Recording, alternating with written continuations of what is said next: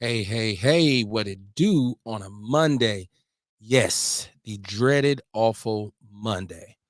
Good vibes, positive vibes on a Monday night. We need to bring it in. This is why I like to start the week off, ironically, by doing Outlaw Radio, because Monday is so drab and so dreary. But welcome to the show, Every Day Above Ground. It's a good one. I am Kevin Barnes, the mouthpiece of the movement, militant with a microphone, the mouthpiece of the movement, aka the Negro Whisperer. And I'm in the building for Outlaw Radio live from the basement. Hope everybody's doing okay. Prayers and condolences to anybody who has lost someone. And I like to start the show off by shouting out people who are going through something. If you're out there and you're listening to the show and you're just in the middle of it, and you're trying to figure it out, shout out to you. If you're in the doze of depression, if you're deep in you're stressed out, shout out to you. This is for you. Kick back, have a good time. Sip some, smoke some, do some, pop some. But welcome to the show, man. The number's 262-202-5131. Once again, that's 262-202-5131. Listen, shout out to ENC Jordan, and I have to get in touch with my brother Tank. Coach Tank, we're about to bring back the Big Black Sports Show.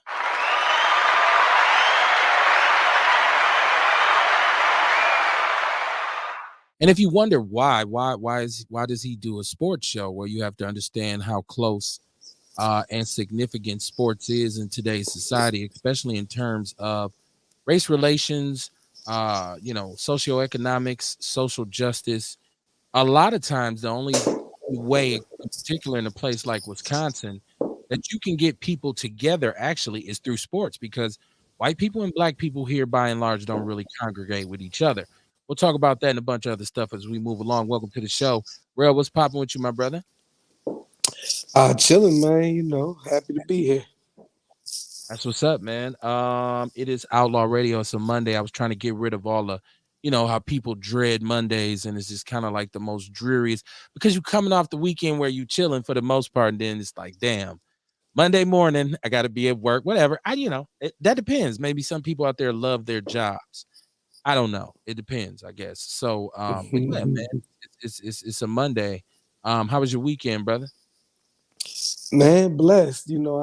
I've been forcing myself to sit still and focus, man. And no matter how enlightened a motherfucker may seem, man, we all we all got growth, and growth don't feel good sometimes, man. So I've been forcing myself to sit still, focus, and grind out this e-course, man.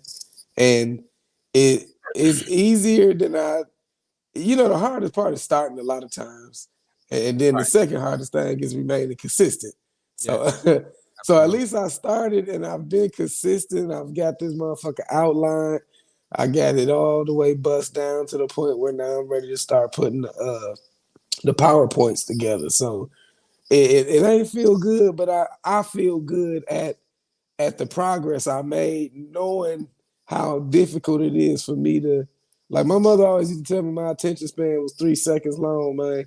She's like, you so easily distracted. And it is. I am, because I don't like sitting and focusing on one thing at the same, too long. I like to daydream and shit. But so this was a major milestone for me, man. And it helped me start my Monday out, on a positive note. And each Monday I try to figure out what I could do in this week to where maybe someday soon Monday won't even matter because I'm sitting on the beach somewhere like Billy Ray Valentine.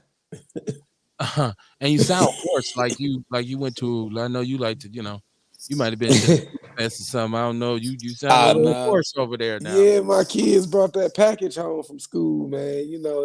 Oh, I've been fighting it off, and I don't feel bad. It's just it went from my nose to my voice in about a week, so I'm trying to get that back too.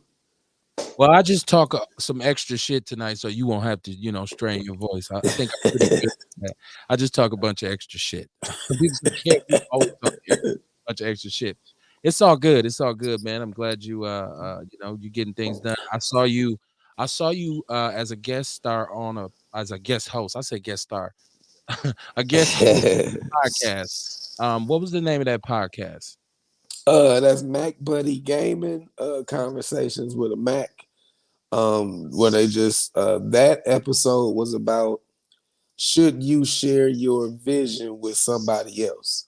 And that's what that one was about. And they had me on there because my book, 12 Steps to Becoming Your Own Dope, is actually gonna be the first book of their book club. So they started with that one. So they invited me on. So it was pretty dope, man.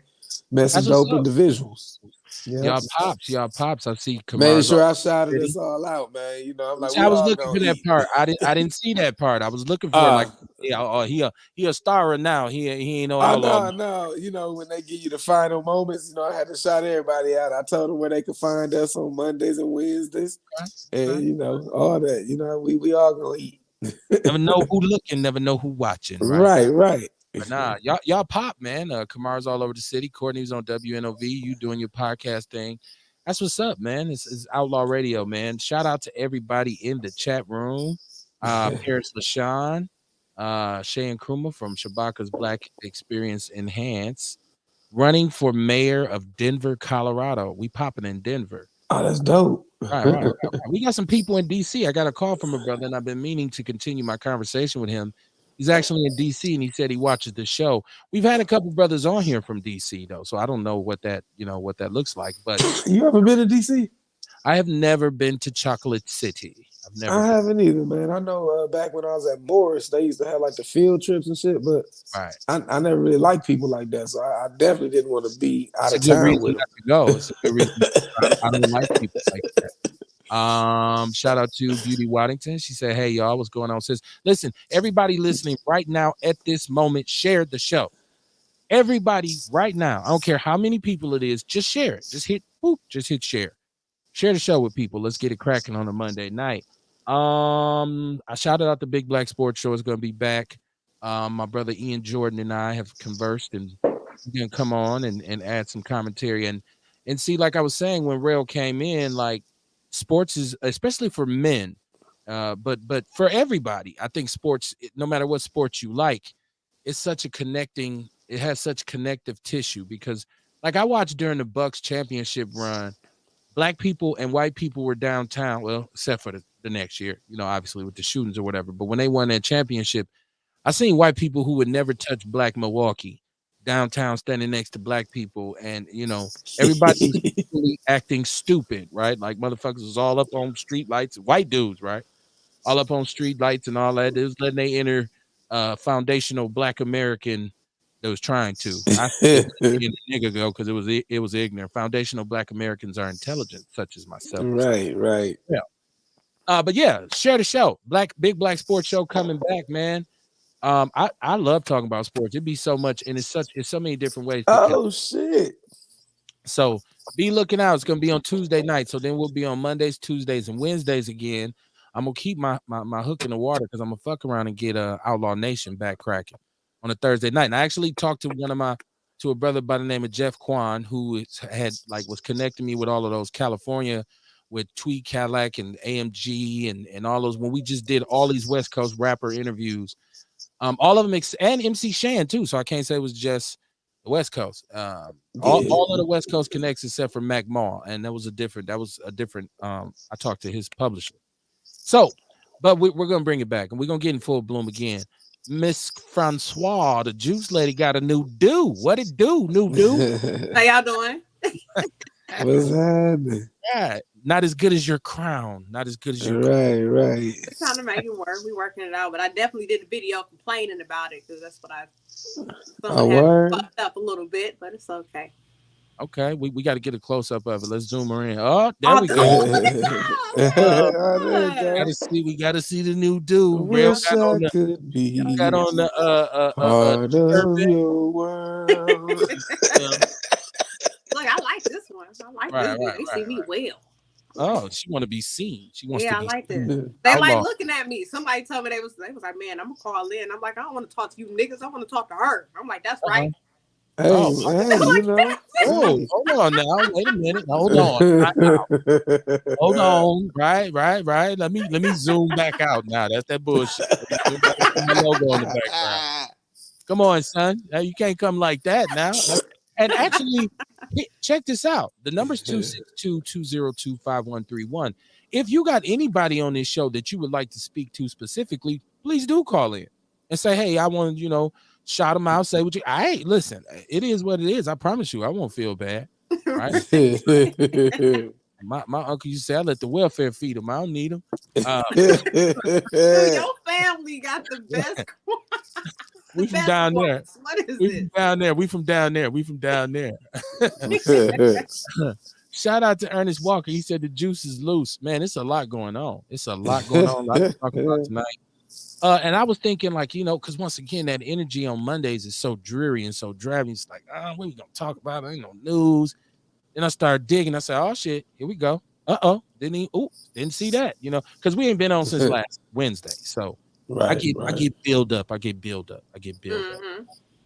mic. Can you call it blue mic? I don't know if y'all understand that.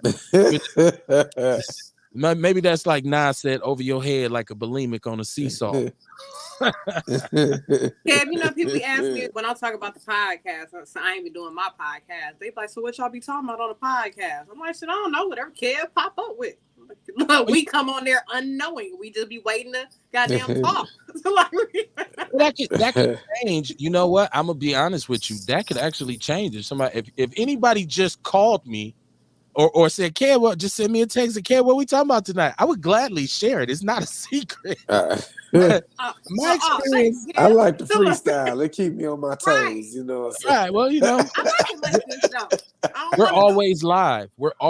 And I tell people this all the time. I don't have an edited show. If you look at I tried it in the beginning, and the process was too slow for me because we already doing another show by the time you get done editing what we did last week, and now I gotta. It just didn't fly. So I was like, nah, you know what? I'm gonna do this shit live because we was basically doing live shows and you was videoing it. So, but we'll get into some edited stuff, when we move forward. But yeah, anytime anybody wants to know, and I ain't gonna lie, sometimes you might call me a day before. I'll be like, I ain't gonna lie, I don't know what the fuck we gonna talk about.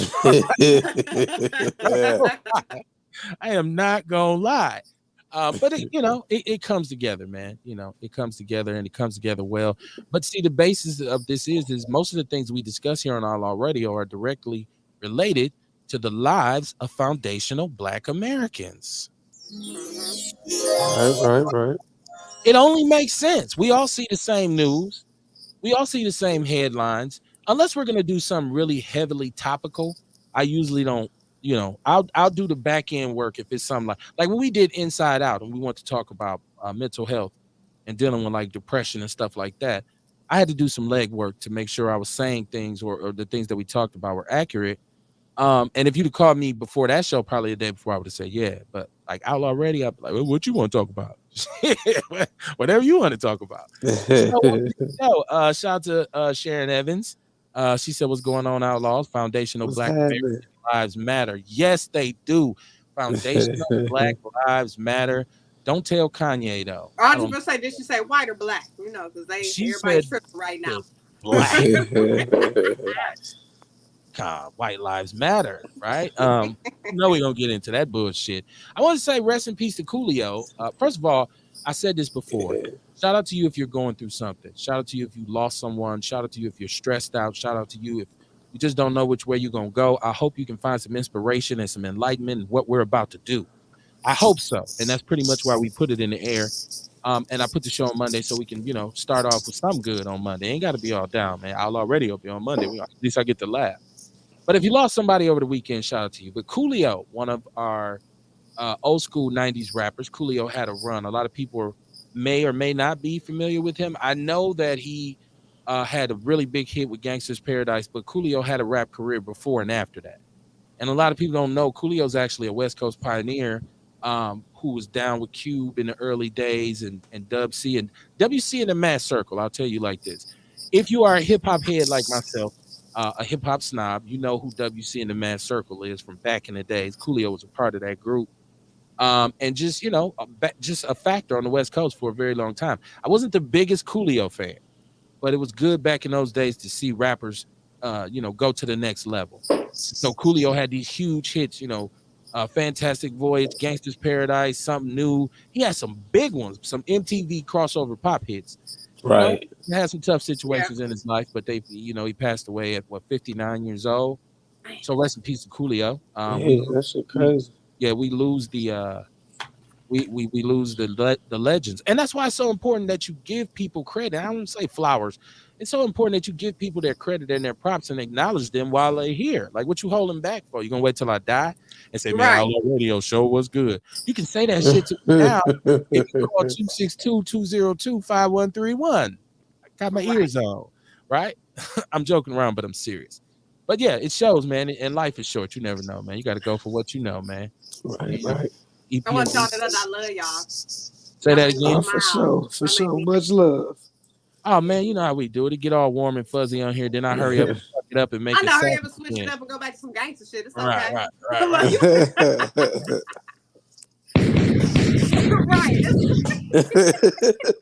Take it back to Burline. That's right. Sound like Milwaukee up in here. Beauty said your hair is beautiful, Courtney. Thank you. I appreciate that. Share the show. Call in 262-202-5131. Chat room on deck. I see y'all. Guess what's in my cup, y'all? What is it? Some Peruvian coffee. Some Colombian coffee. You know, it's funny that when I interview people, I give everybody these cups and everybody just want liquor. You know what I'm saying? People want Maker's Mark. they want. So whenever I do an interview and you see these cups, just know niggas is not drinking tea. But anyway, we out here trying that Taylor Port that everybody's talking about. So if I start getting a little bit, they said this. I'm sorry, but is that like, okay? So I had that Friday night, right? Some Taylor Port.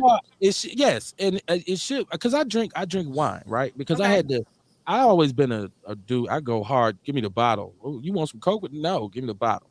I had to change that shit up, right? So I said, man, I'm just gonna sip beer now, and do my thing, and then I'll sip some wine. So I've tried different wines. I like red wine, the Sauvignon, all this kind of stuff.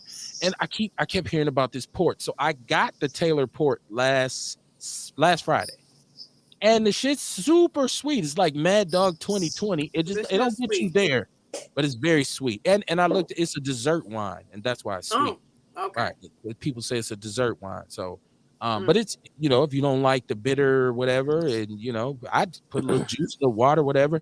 Got yourself something smooth to drink. I'm just like, is this the malt liquor of wine? I didn't know, because I kept seeing it on. That's all niggas do. Something that's gonna get them fuck, man. You only need one cup of that Taylor Port. Like, oh, okay. I ain't never heard of it. I thought people were still sweating Casamigos, whatever. It's like shit happened in waves. I remember when every rap video was talking about Patron and shit. And when I finally bought some Patron, I'm like, this shit tastes like feet.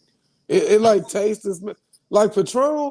Remember in the club when Patron was like $10 a shot? Yeah. That shit did not taste what. Like, I moved over to 1800 because that was $8 a shot. It tasted better to me than Patron. Mm-hmm. As a man who has been in a million bars and a million clubs, and from all over the upper Midwest, I can tell you, most people say drink names just for clout. Like a person, right. Because it sounds real hip. See, I'd be pulling up talking about, give me some E&J and Coke. Right, and cats was looking at, what the fuck? I'm not a rapper, bro. Right. I'm gonna get it done and get up out of here. You feel me? Like, exactly. So, right. Vodka and cranberry. You want your top shelf, whatever shelf, man, whatever bottle you touch. I'm not a brand marketer for liquors, right? But so and that's what it be, man. Like when you think about this shit now, like I seen what's that blue bottle everybody was tripping on like a year ago? It was white and that blue. And white. It was a Mexican shit. Yeah. But they was talking about how that dude had made an alcohol brand before that didn't do good. So then he learned luxury marketing, and now them bottles, bottles flying off for what, hundreds of dollars and shit. On the top of somebody's refrigerator. You know how black people do because of a name a name and social media. Exactly, social media. See, but I was willing to spend my $7 to try out this Taylor Port though. How you like it? That was $7 investment. We could do that. How you like it? Was it good? But it's sweet. okay. It's definitely sweet Very as hell. sweet. I'm just Crown. getting into red wines, but I don't think I'll buy it again. Oh, okay. Yeah, I don't drink wine like that. That shit, it make me feel too sexy, and then it put me to sleep. I like feeling sexy, but it I'm a little worried about you feeling sexy on the show. Right. So that's why I stick with my Crown, man. Start keeping game in the chat room and shit over here. Courtney, what you doing? I'm just talking. Man. Right. I'm just talking to I'm like, no, you know what? I got a secret for everybody. Guess what alcohol does, no matter what it's called? It gets you drunk. There's no you know. Outlaw Radio. Turn down your device. Who's calling? Hey.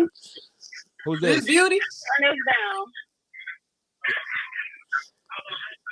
What's your name? Is this Beauty? Yeah, people be calling. Yeah. Look, I knew her. You know, Beauty be on the line. She opened up like, "Hey,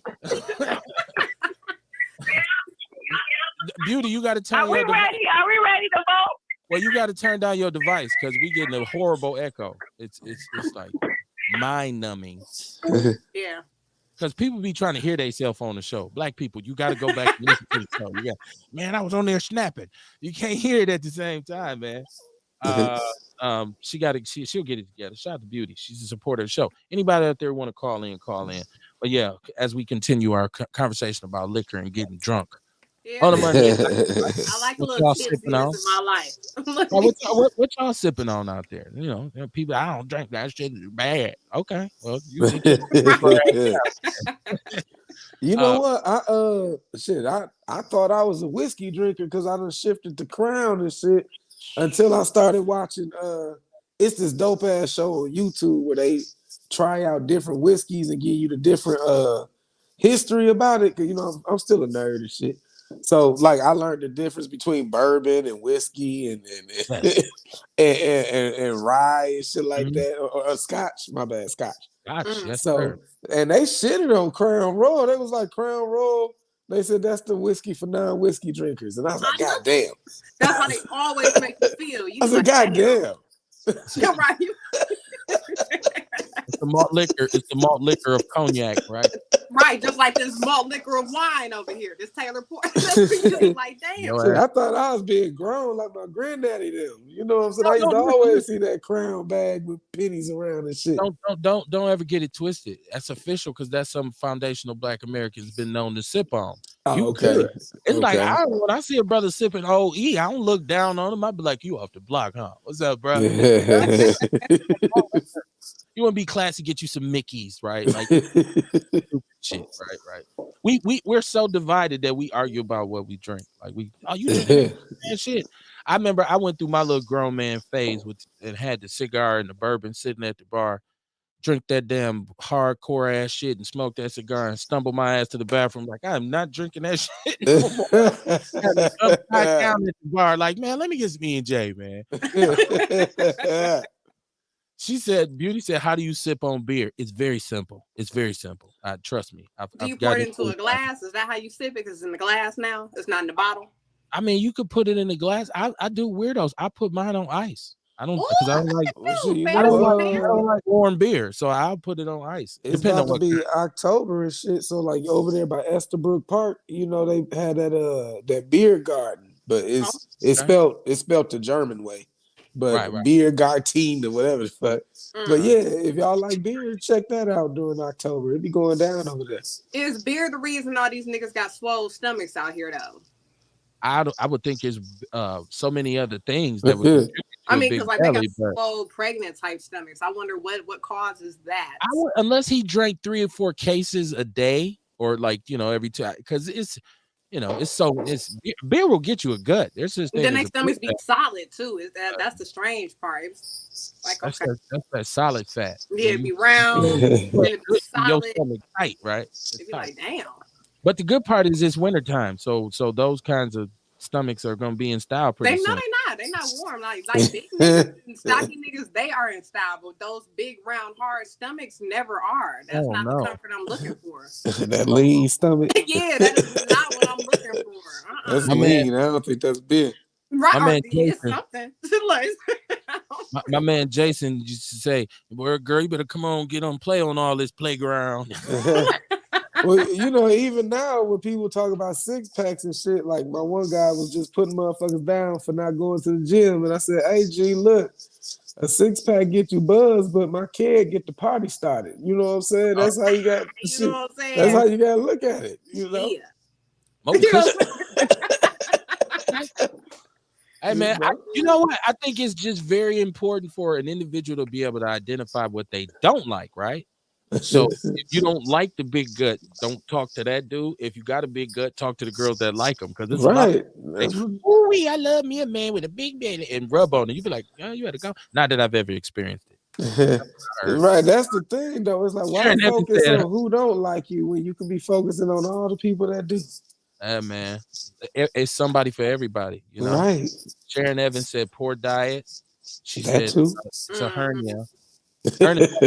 Chicago Subs got their ass fat. Chicago Subs been gone from Milwaukee for so long. If you got to be a certain age to even know what that was, Ernest. Right. I guarantee you, Rail nor Courtney even know what Chicago. Hold on. No. I thought they were still around with the yellow sign. Exactly. I was thinking about the joint on Capitol that we Subs and stuff. Subs and stuff. Yeah, I was thinking. Yeah, about I definitely don't know what that is. Yeah, No. yeah. They had that catfish sub, man. I used to go get that catfish fillet sub. Oh man, El Dorado. I like Ritz. Oh, Ritz, they used to be on Center. You know what I'm saying? Niggas don't know about the Ritz. Yeah, you know. Yeah, but I don't know about subs and things. You got to be straight Capital Dry to know that. I never get that far. Niggas they was good as fuck too. I mean, yeah, Southern stuff was the shit.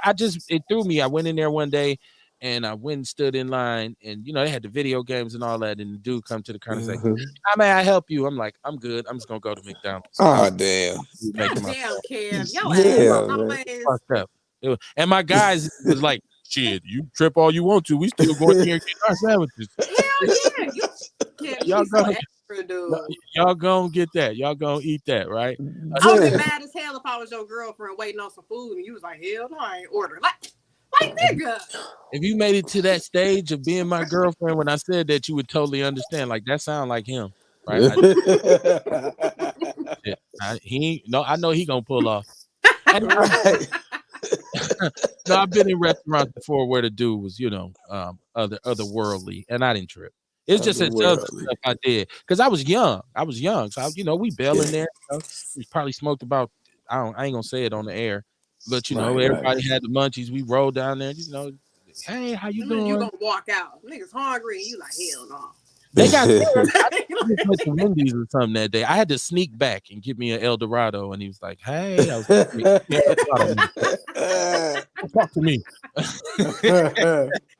ain't got shit to tell you. I don't want no salami on my sandwich. Hey. The witch doctor's in the building. What's going on with you, bruh?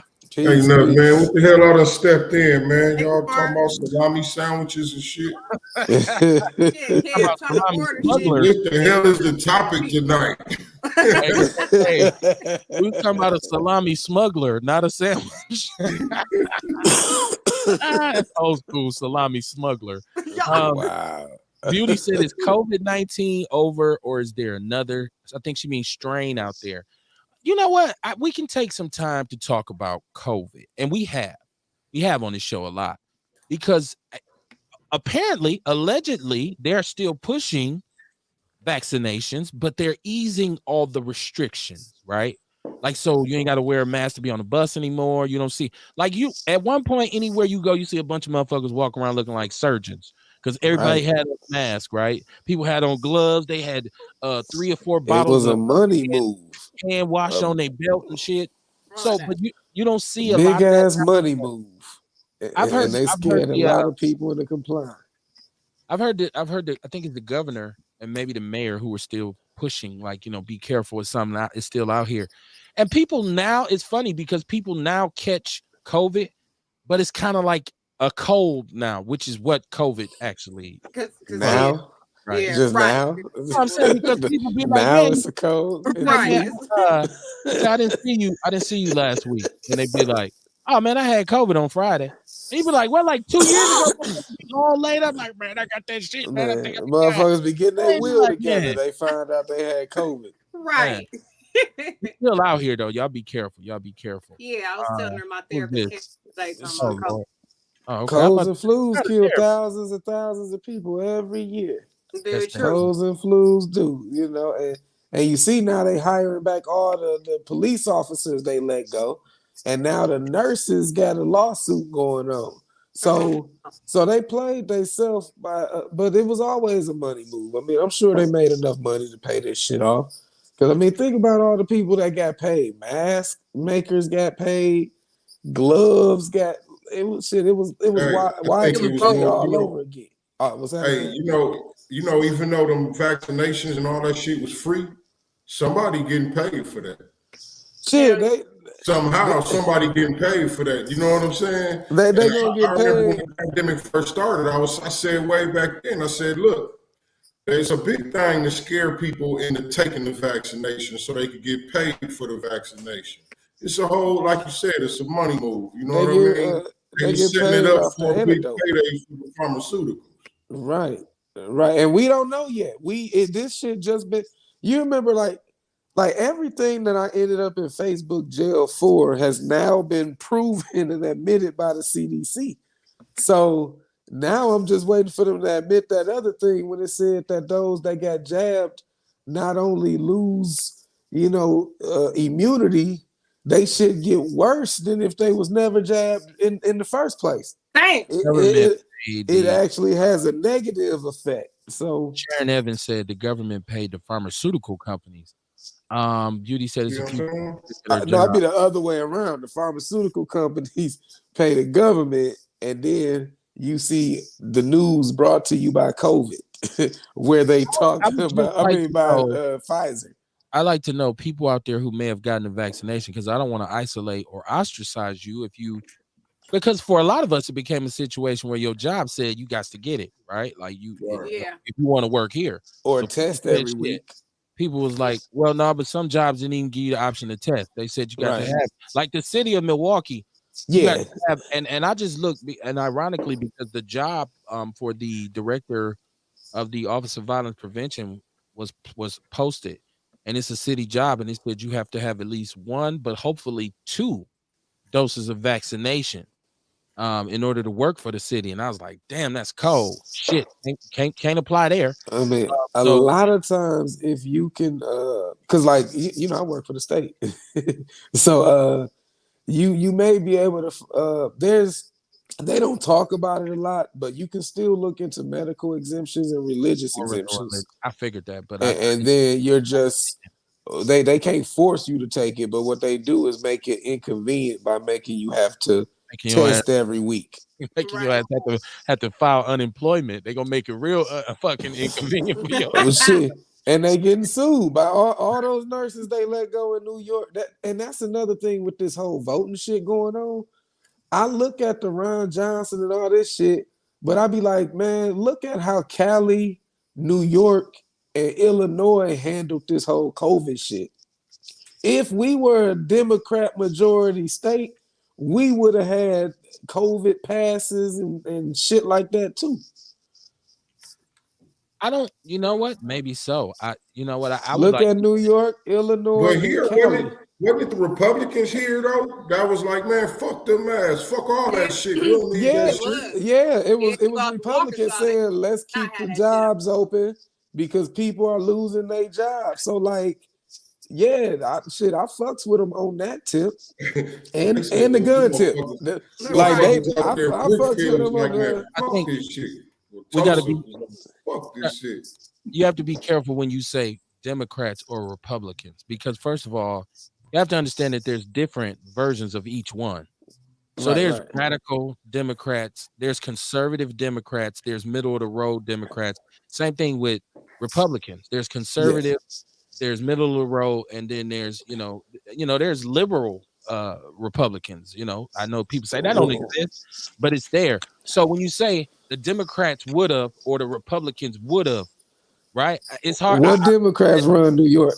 And They put a black dude in charge in New but we York, don't know. but he's But still. you have to look at the majority of those Democrats. Where do they sit? Are they are they conservative Democrat? Are they corporate? Because you have corporate Democrats, right? They're liberals, liberal Democrats. You have corporate ones who are just like Republicans, except they just don't say it because they all about the money too. They're all about business. They all about the economy. So politics can get finicky when you make sure people don't like generalize, because that's what I'm saying about partisan politics. What you think you hearing, you ain't hearing, because when you say Democrat, that would imply that all Democrats are for this, and that's never the case. As if you talk to a lot of them, they'll say, "I totally disagree with that. So that's the game they play. That's the game they play. Nobody agrees on everything. Yeah, they don't. Just tell me who agrees with me when it comes to not having to be jabbed and can keep any kind of gun I want. That's the motherfucker that got my vote. Yeah, you leaning. Now you leaning towards it. Yeah, because that's what I'm saying about somebody who votes, who's running and they have your best interests at heart. Like who fits the best with what I want to see. And it should it should be that. Like that's who you're gonna vote for. But of course, we know people just want to be a part of something, man. Like we was talking about that Patron. People just want to say, man, that shit smell like feet. There's some people who was the same dude who was next to you. You was drinking Patron. What's the cheapest tequila? I don't know. I'm not a tequila guy. Durango, probably. Yeah, he was just as drunk, if not drunker than you. You just spent more money. That's all it was, right? Like so. You gotta know about that. Judy said guns are not good. Well, I believe in gun control, meaning you should be able to shoot with your right hand and your left hand. Right. Ambidextrous on their ass. Right. No, I'm joking. No, I am very pro gun though. I am pro guns for sure. Beauty, I hope you got one. Right. Shit, this Milwaukee. What you gonna pray? But it be some people out here like you got a gun and you got a weapon. They be like, no, I'm covered by the blood. Like, by the blood, yeah, your blood after you like, get popped. Shit. I told you I used to teach Sunday school. Studied apologetics. I would say this.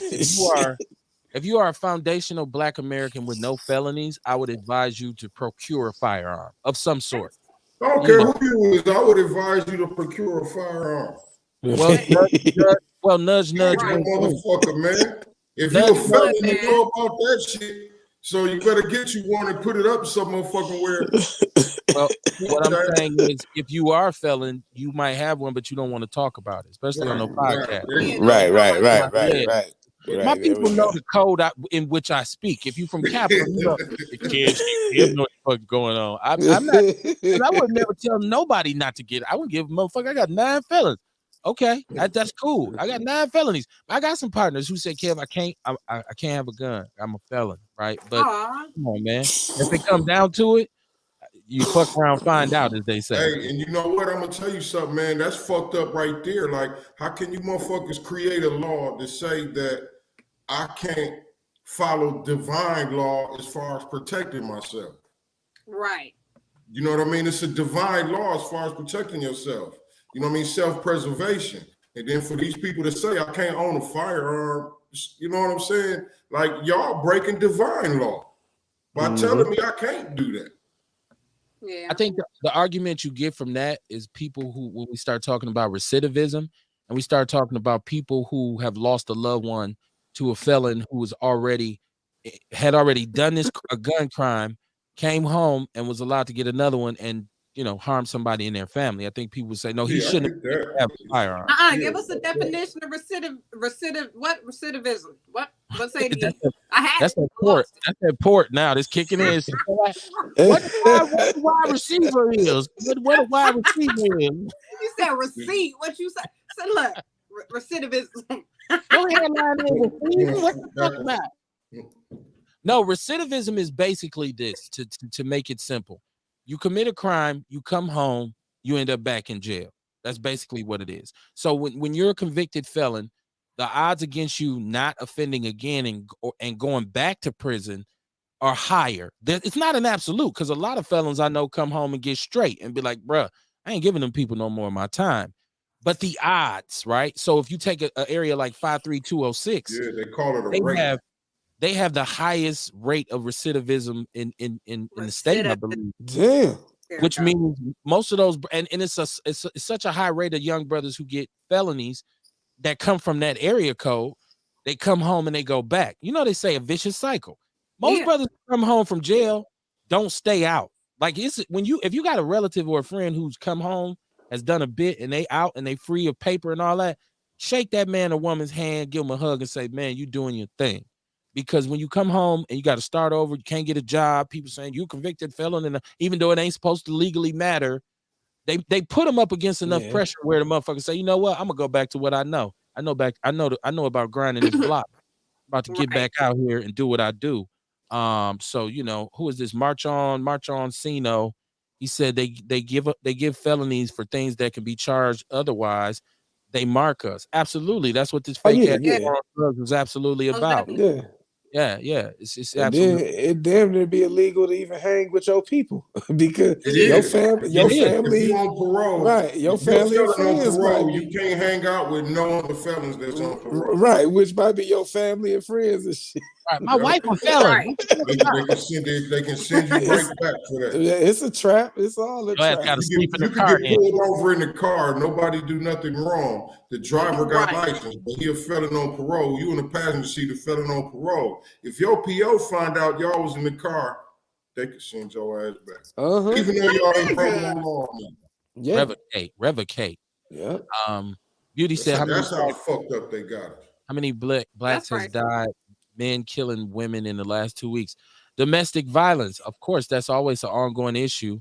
March on Sino said they know what a felony does to a human, let alone a man of color. Absolutely. It's all part of the plan, right? It's all part of we know that. You could damn near get a felony for child support nowadays. Like you absolutely can. When I was behind on child support, they told me I couldn't renew my license, my fishing license, my hunting license. I said, God damn, I can't even hunt to feed myself. Y'all see, I ain't making no money. You buy a car, they put a lien on that motherfucker. Hell yeah. They did all that, man. You can't go fishing. That's asinine. You can't go, like, really? You can't feed yourself. Right. You see, I ain't getting no money. Yourself. You see I can't even fish. The divine law that these motherfuckers break. That's why we got to get sovereign, man. We got to study this sovereignty. Well, that's why you got to boycott prison. Black man, sit your ass down. Foundational Black Americans, stop with the bullshit. I get it. I get the systematic nature of it. But a lot of this shit can be avoided. Because y'all know we go to the mattresses over some dumbass shit. And it be a result of, cats in and out. Don't get me wrong. I understand the streets. And it is what it is in the streets a lot of times. But come on. Like some of us, the shit we going to prison for is some bullshit that we can control more than we do. I'm not going to say it's unavoidable. But I feel like you can control it some. March on Sino. Shout out to March on Sino. He said, at 15, they give you a ticket in high school. You are prohibited from the Army in Texas. Wow. Said, damn. Wow. They be going to the Army, nigga. Right.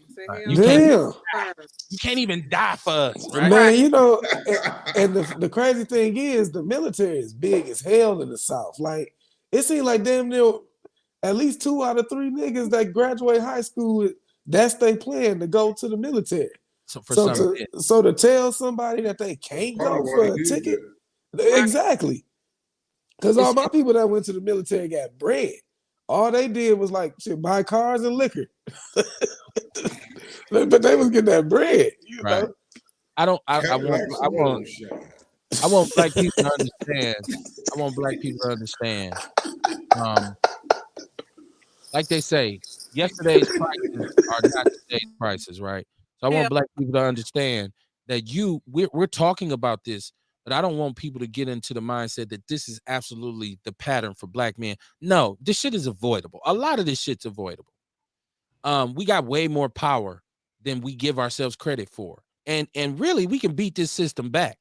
We can beat it back. But we give it up because we get desperate and we get down and we say, man, fuck this shit. I'm about to do what I got to do.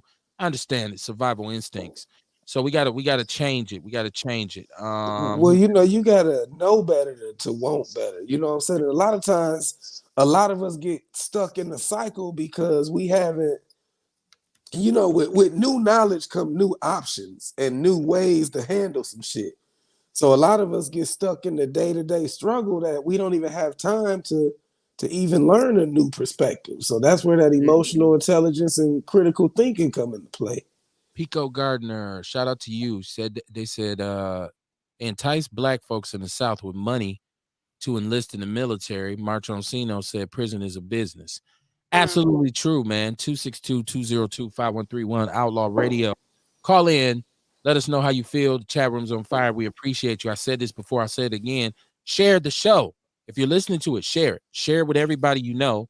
Let's put this thing out here so we can. I mean, listen, you got to understand, my crew is blow upshuating. They getting guest spots and appearances all over the place. So you might as well share the show and say this is the podcast that they be on, right? And maybe they'll get some more information. I know nobody's inviting me anywhere because nobody likes me and I have no friends. But it's all good. Kev, you don't even want to be on fucking Kev. You are not wrong. You as well. You are not wrong. You are not wrong. You are not wrong. For real, but I'm working on it. Like Real say, I'm working on myself now because my first man used to be like, man, fuck that. Man, fuck that. But I'm working on it. I'm working on it. I'm proud of you, Kev. Did you get your device turned down now so we can hear what you're saying? Is it turned down? Look at somebody turned down. We don't have an echo no more, so you sound better. It sounds better. Hey y'all, I love all y'all. Hey. I need some of your greens. You can make some greens and share them. What's his name at the bottom? You talking about Kamar, the witch doctor? Kamar. Yeah. I ain't getting none of your greens. She wants some greens out your garden, man. Who we talking to? This is Beauty Waddington. Oh man. Hey, look, I'll probably be harvesting some more in about a month. You said in what? A month? Yeah, I'll probably be harvesting some more in a month. I just harvested some, and shout out to Tasha James. You know, she be looking out, man, for us over here, always cooking and sending and stuff. So I sent her a bag of greens, but I'm gonna be harvesting some more in about a month. How you gonna be stingy with your greens, man? I ain't being stingy. How about I let you know? How about I send a shout out on the show next time I cook something? Because I do got greens in the freezer waiting to go in the pot. Call his ass out. Ain't none of us get no greens. I know I did. Call his ass out. He don't share with us. Yeah, right. And nobody get no greens. Hey, you know, I always felt funny, right? Like about the food that I cook. Because I'm always eating different chefs' food and everything. So I'll be real skeptical on how people going to think my food tastes. And I don't want them to taste my food and be like, oh, vegan food nasty. You know what I mean? So I got this thing, you know what I mean? It'd be hard for me to just share because I don't be knowing how people going to react. Shout out to no, I said you got to be vegan to get some greens from Kamar. He don't give it to me. Okay. They might put some. It ain't like that either. Because I want you to come on into the light too. You know what I'm saying? It ain't like I don't understand vegan. Hold on. Before we get into that, shout out to March Oncino. He said if we make too much of a change, they come for us. Black Wall Street, they are years ahead of us, and we still need unity to catch up to surpass them. He said he's off topic. He'll catch y'all on the next one. Then he said, I'm still tuned into the show. Hey, that's a good thing about Outlaw Radio. You can talk about whatever you want to, right? Like it ain't no topic, but I might skip over your shit, but don't as long as you don't take it personal, it's all good. We get back to it. Get that on the back end. So you're welcome. Sino, stay with us, man. And share the show. Everybody share the show. It's Outlaw Radio. On a Monday night, man. Just pontificating. It's time. I finally pontification. Yes. Not nope, that's the port again. That's the port. We gotta go look this up. Somebody take this girl's cup. You should not drink your podcast, right? Not drink and podcast, right? What is Pontiac? Who got Trans Am? I seen one the other day, one of the throwbacks, man. The mother classic when you see it. You be like, Smokey damn. and the Bandit, right? Burt Reynolds. Ewok said I like smoked neck bones and ham hocks in my greens. My wife puts turkey in there. She don't do the ham hocks and that stuff. No, my mama used to lay it out though with the ham hock joints and the neck bones. The fat back. All that, man. My mother straight from Mississippi, Kosciuszko, Mississippi. Everything we ate was cooked Man, in my lard. grandmama used to do that. I Yeah. remember that. Man, everything we ate was cooked in lard. I didn't know nothing. When I say vegetable oil, that's for white people. That's how country we was. Ain't no short That man. is true. We had a can on the side of the stove. When she get ready to cook, she just grabbed the can and poured it. Yeah. Crisco can. So everybody got the can. Look, Hell The yeah. old grease. Oh, man. Oh, Yeah, man. bacon grease. Yeah, I got to pontificate is to express your opinion in an annoying way. I know what it means. That was for everybody. Come on, man. You said it. Kev, let me help you, right? Like let me tell you what the word means that you said. That's what the drunk do. Drunk people always got it. You know what? Let me tell you about you. Tell you the truth. People like, oh, you all these words, you try to talk over my head. You can't do that. Trying to, Kev. I'm gonna look them up though. You can't. It's all good. It's all good. He said, Marco Orsino said, you guys mind introducing yourself. Well, that's fine. My name is Kevin Barnes, man. I am the Negro Whisperer. I'm the host of Outlaw Radio. Welcome to the show. I let everybody else introduce themselves. We'll go ladies first because I guess this brother hadn't heard us before, so he wants to know who we are. Courtney? Hello. I'm Courtney Francois. I'm the juice connoisseur, not a talker, but a doer. That's me. Yeah. Oh, right. Okay. Oh, y'all thought I forgot about it. Y'all thought I lost it? Yeah. I still got it. What you mean? And this Mr. Witch Doctor. What's happening? Peace. I am the black woman lover, the black man's brother, the culture teacher, hood healer, the ghetto witch doctor. I'm y'all holistic health and wellness coach. Mark Carter. Dramatic I pause. can watch you for some sea moss today, man. Dramatic pause. He said, I am your wellness coach. Lamar Carter. Come on, Carter. I'm start doing that shit like Kevin Barnes. No, he said, are we the regular hosts? We're the only hosts. It's Outlaw Radio. You right. He said, or do I just need to take my ass to the podcast? Yeah, that might help. Mondays and Wednesdays, my brother will be here. 7:30 It's p.m. on YouTube as well. Yeah, we on YouTube, the People's Network. We do shitty over there, but I just got to give YouTube some money. I work too hard for my money. It's a lot of payola to get your shit out here nowadays, and sometimes I don't be wanting to write the checks. Facebook be on me, like, come on, Kev, give us some money so we can promote your show. We good. We good on capital. We good. But no, I'm gonna have to invest in this thing sooner or later. But I was just on Favre looking for a marketing expert to do this shit for me. Somebody just supposed to make the post and put the shit out there and give me some followers, man. I ain't got time. You do it for me. I give you a couple dollars. I got enough shit to do, right? You handle that part. And once again, the Big Black Sports Show is going to be coming back on Tuesdays, and ENC Jordan. I seen my brother Larry Purdue listening. Tank, you need to holler at me because we're about to get it cracking again.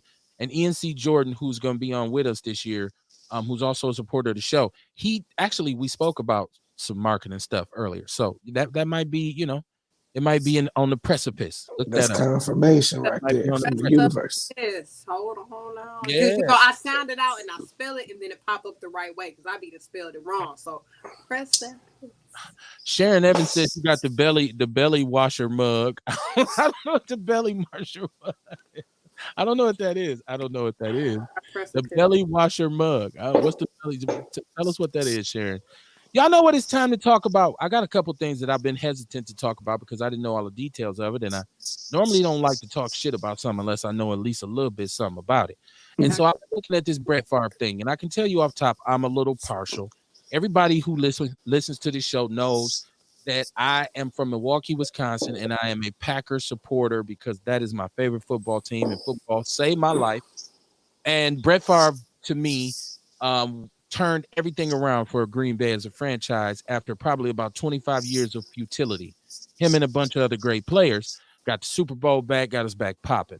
So I was a little slanted, right? And then I'm like, well, Mississippi, you hearing all the stuff about what's happening in Mississippi. The overall of this is, and it's not just Brett Favre, but he's by far probably the most famous person that's involved. I seen, if you know football, you know a brother by the name of Marcus Dupree, who's a very legendary football player from way back in the days. I'm in the 80s. Marcus got some money. Well, he might now. He might have some now. Oh shit! But it's all about their foundations. And this is, see, what this is the game that is played with poor people. And the funding of disenfranchised communities. And this happens in Milwaukee a whole hell of a lot more than people would like to actually talk about. So what this is you form a nonprofit organization and you say, I'm going to give charitable donations to this place and that place. Well, on the back end, eventually that nonprofit organization has to fund itself. So you come up with ways to get money so that you can continue doing whatever it is that you do. And Brett Favre has a charity which is supposed to be to help people with breast cancer, help women with breast cancer, because his wife was a breast cancer survivor.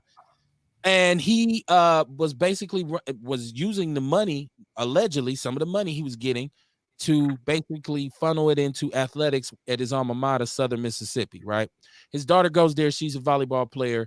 He wants to improve the facilities at Southern Mississippi so they can get better athletes, because they're a Division I program, but they're lower level, and they don't have a whole lot of traction right now in the game. So, and first of all, let me preface this by saying Mississippi is the poorest state in the union. You have to understand Mississippi is the poorest state. They got the worst education system. It's a beleaguered state, and rightfully so, based on the history of how they've treated foundational Black Americans over the years, but that's another show. So basically what Brett does is he uses his clout, he uses his power to kind of pressure elected officials to divert money that was meant for the welfare in the state, welfare funds for poor and disenfranchised families, to building something for the University of Southern Mississippi. A volleyball gym of some sort. And the funny part is, in the beginning, they were just demanding that Brett give the money back. And I was saying, why don't he just get the money back? Because he got it.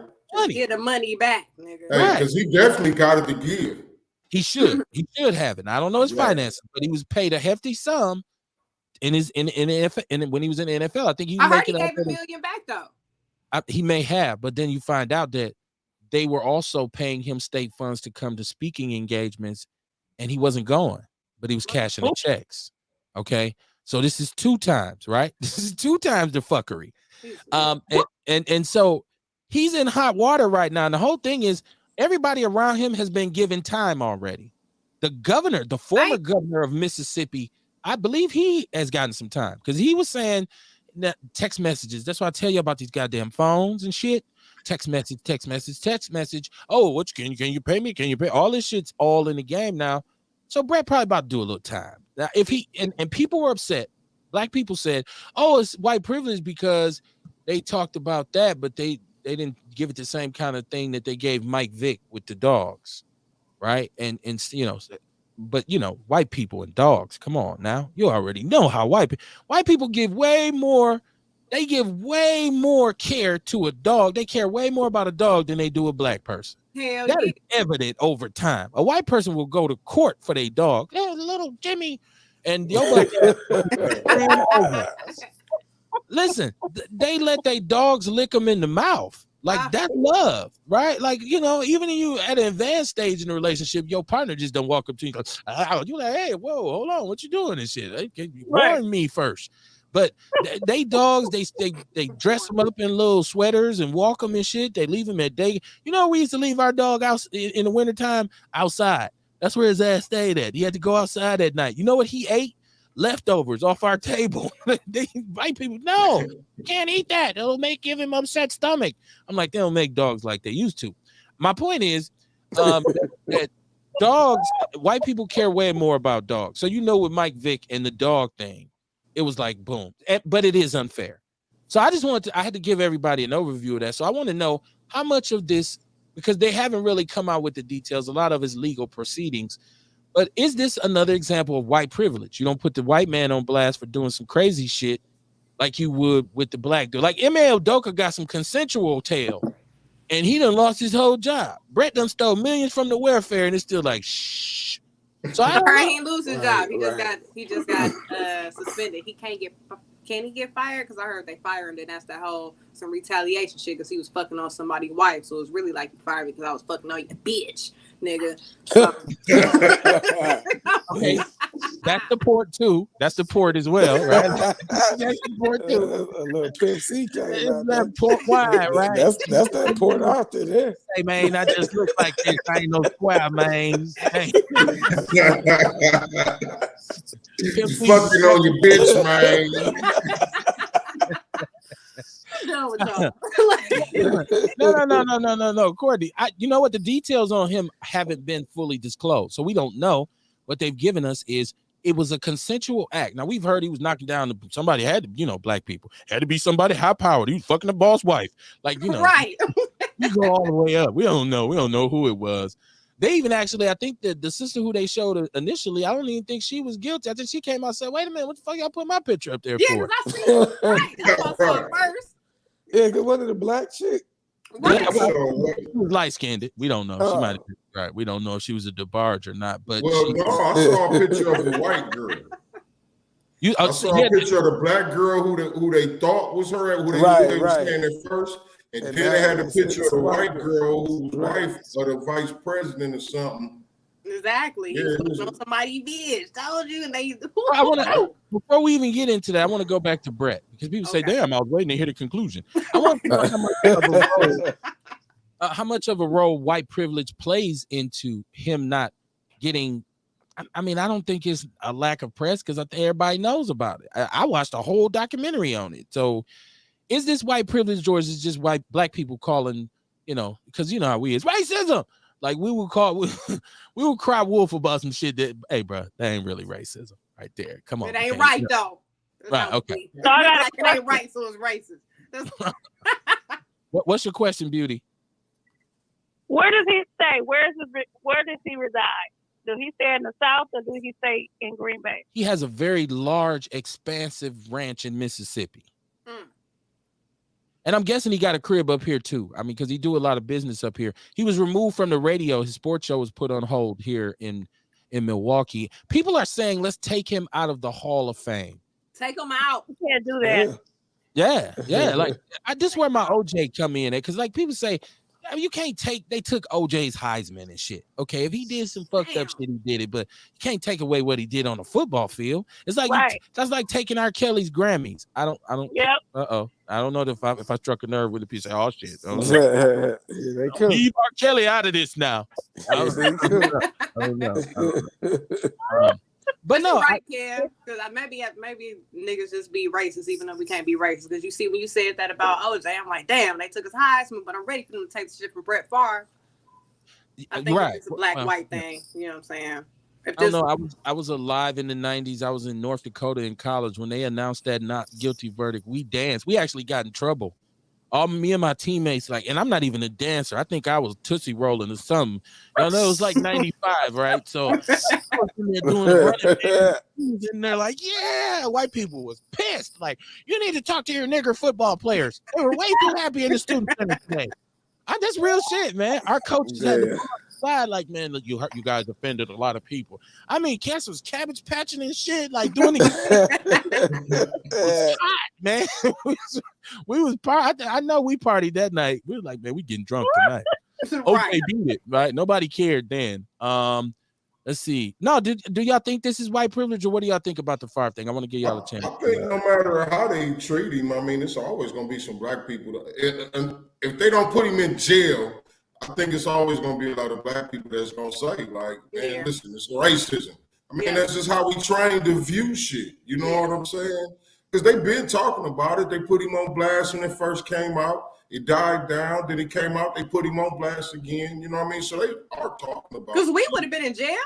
Just like you can turn on ESPN, you know what I mean? I bet you sometime today they was talking about the shit. You know what I mean? So they are blasting him. You know what I'm saying? But it's just I'd like to know how they treat him. Mm-hmm. Like, what's the outcome gonna be? Like, do you put Brett Favre in jail? Do you go to jail for shit like that? You know what I mean? I don't know. No, you go to jail for that. That is. Oh yeah, well, lock his ass up. Well, hold on. This is the lesson that need to be learned. And black people pay attention to this. When you have money and you get in trouble, you can get this thing called an attorney. And if you get the right team of attorneys, because you got the money, you can either beat the case or you can get a slap on your wrist. Brett Favre is going to play the country bumpkin role to the fullest. I didn't know where the goddamn money was coming from. I was just saying, let's make the volleyball. I didn't know. I don't know these laws. White privilege. He knew. Hey, the problem, or is it wealth privilege because he has enough money? The text messages fucked him up. Got him fucked up. I feel like if black football players did the same thing, no matter what attorney they went in there with, they would probably still go to jail. I think that's the white privilege part because, we can do the same shit. They're both football players, but some niggas go in there. Just like some niggas just did a insurance scheme or some shit. All of them football players is going to jail. Yeah, a lot of athletes went to jail after the pandemic because they was swindling, disability funds and all kinds of. I mean, blue collar crime is blue collar crime. But listen, I once again, I do understand. I understand what you're saying, especially here in Wisconsin. We have this disproportionate conviction rate for white people who do the same crimes as us. But I want us to pay attention because I'm always going inside. I want to go inside. I want to be up in there. Who has a public defender versus a paid attorney? Okay. Are you going in there? Because the public defender will sit down with the prosecutor and the DA. They're going to have lunch together and they're going to bargain on your back. They're going to say, well, you give me Jackson. Jackson is a fucking slime ball. Give me Jackson. Well, let Smith off. Right. And they play games with us like that. So, say that again, Beauty. I said, yes, that happens all the time. And we as colored folks don't know what the system is if we don't study law. And they're able to get over on us all the time. You do a signature bond, and you don't understand what a signature bond is, and they play it. A public defender, they play on your intelligence because I don't know nothing about jail, or somebody goes in and they just committed a crime. They don't know, what the out is when they sign the signature bond. Right. Well, I told you I pled guilty to a felony when I was like 21. I didn't even know what the fuck felony was. The public defender was like, she was like, we can keep you out of jail. Hey, remember, that's what she said. She was like, look, we'll keep you out of jail as long as you plead guilty to this felony. Right. I'm like, hell yeah. Right, we don't know. If any of the viewers need a visual of it, remember that movie about the Central Park, about them boys in the Central Park where they were saying rape that lady and did, Central when Park they was in interrogation.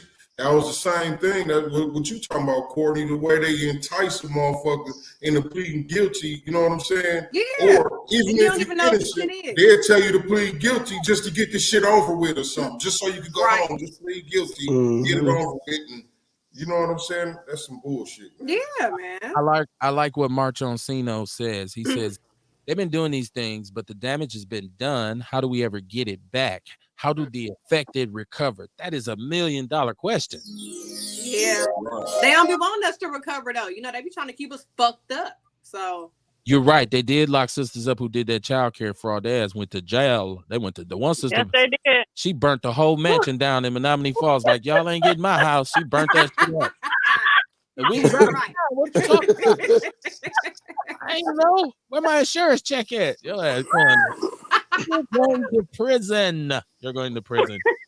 Not skip over it, going straight to prison. Right. Go straight to jail. Ernest Walker said they've been hiding shit for Favre for years, painkillers, sex guy. But it wasn't hidden. Everybody know he sent a picture of his thing to the girl in New York. Everybody know he's the when he played for the Packers. I mean, listen. We talk about athletes. I don't know about too many other athletes, but I know about football players. You should never be shocked when a football player does something crazy. Look at what they do for a living. Football is absolutely the stupidest, most crazy, chaotic thing. It's the most violent sport. If you look at the injury report from the NFL on a week-to-week basis, it looks like a casualty list from a war or a small battle. Brothers, collapsed lungs, kidney punctures, and spinal contusions. It is a very violent game. So most of the time, football players are a little off, especially the good ones. I'm not making an excuse for redneck Brett. I'm saying a lot of us, because I'm a victim of this myself. I ain't all the way here, but I used to enjoy knocking people down. Like it was like I like to run as fast as I can into somebody else. That is the weirdest shit in the world. I was gonna say niggas insane a little bit, Kev. A little bit. You got me. You feel like, listen, you every day, every week you play this game, and you could possibly break your neck doing it, but you enjoy it that much more. It's like, this is just too much fun, dude. You can break, and you see people get crippled. Yeah. I don't know how many cats I done seen laid out on the field, and I was like, shit, ain't gonna happen to me. Right. My back said bullshit in January. It was like, got your ass, right? I don't think they've been hiding stuff from Favre, Ewok. They ran his ass out of Green Bay. It had to be something behind that. Sharon Evans said no contest mean guilty too. Yeah, throw yourself at the mercy of the court. That's why a lot of brothers say, though, you cop the plea, but a lot of times copping that plea, because you say, what's the risk? You take it to trial, you might get 30. You cop a plea, you're gonna get 7. So which one you gonna do? And so, brothers, once you get yourself in this system, you are in deep shit. You are in deep shit. It's very easy to get into, very hard to get out of. When I see brothers dealing with probation, and we don't have parole in Wisconsin because we got truth in sentencing. That means your ass. Oh, no, you still got parole. You can still get parole. They give you a certain amount of time in prison, and they give you a certain amount of time out. Right, and you're gonna do all of it. That's right. Okay. I thought parole was different. I thought parole you can get out early. Oh, I got paroled. Yeah, so it's just a paper. The time you on paper. The difference with probation and parole is with parole is you coming out of prison. Okay. And probation, you ain't necessarily coming out of prison. You can't be on probation while you're still in jail, though. You get probation when you get out, I thought. Yeah. No, you get county jailhouse correction, that type of shit, you get probation. But if you go to prison, the big house, you're on parole when you get out. Okay, you're on parole. It's a lot more serious. Okay, but it ain't no shortening that time with truth and sentencing. You're gonna get both. They can give you some of both. Both okay. Ewok says, if T.O. did that shit, then what? I think he'd be going through the same process Brett is. Hell no, he be in jail right now waiting to go to court. Nah, because it's due process. The trial got to go on. Like they building up a case. This is federal. Yeah, I guess you're right. Yeah. Don't get me wrong. He'd be trashed way more than Brett Favre. They would have been talking about that nigga all over. Yeah, they really got Shannon Sharp talking about fucking Favre. Are the other people talking about him? Really just Shannon Sharp from what I see. Well, Stephen A is having conniption fits, but these talking heads on these shows, like y'all paid talking heads. What Kwame Brown called them, the go along to get along gang. You just trying to please your sponsors. Yeah, true. Stephen A is, at this point, he's a minstrel show. Don't get me wrong. We don't really care for Stephen A. Absolutely, positively. Like, dude, stop it, man. Stop, bro. What's wrong with you, dude? The unmitigated gall. It's a character, man. Listen, I would love for my show to be big and national, but I don't want to do that to do it. I don't want to buck dance to get it on. So if I got to come on here like, oh, y'all don't know what happened last week, it's like, come on, kid. Right. God damn it, kid. Said the system is designed to make us fail. Absolutely. The jail is for poor people. I do not disagree in that regard. And we are confused. Yes, we are. Yeah, yes, we are. Definitely. Yes, we are. That's why we do. So I got a question. What's that, Beauty? How do you get it expunged? Ooh, it's a complicated process. Well, expunged, you gotta wait, like, I want to say about 7 years after you get it off parole. And then it's still a lot of different rules, a lot of different stuff that you gotta fall under. You know what I mean? In order for you to get it, I forgot exactly what it is, but yeah, it's hard to do, but it can't happen, and you got to wait so long after you get off parole. Yeah, man. Character references, because I've written a couple letters for individuals who have felonies, and they say, "Kev, I'm trying to get this expunged. Can you?" So I've written probably about 3 of them for different people. Kev, write me one. Are you a felon? Are you a felon? I mean, when I did get that shit from the public defender, it was under the first offender act. So it's like, and then I went on the run. They put me on probation. I left. Nigga was on the run for years. But anyway, luckily So, Georgia yes, is you are a cool. felon. No, look, it was cool. It was cool. Then my niggas knew. I gave them a couple of dollars. Yeah. You know, they wiped it out. So I'm alright. But just write me that character letter just in case some shit ever, you know, I got I will. Like I said, I've done it plenty times. I mean, cats say Kev. I mean, I was kind of flattered that somebody would think like, okay, I mean, it's Kev, write this for me. So I've done it. I've done it for a couple homies and they didn't get it through either. I'm like, damn, I wonder if it was because I wrote one. Like, was that shit my fault? It's like, oh, you go back to prison. You are in violation. Like, he's not even a felon. Oh man, fuck him. I heard the show.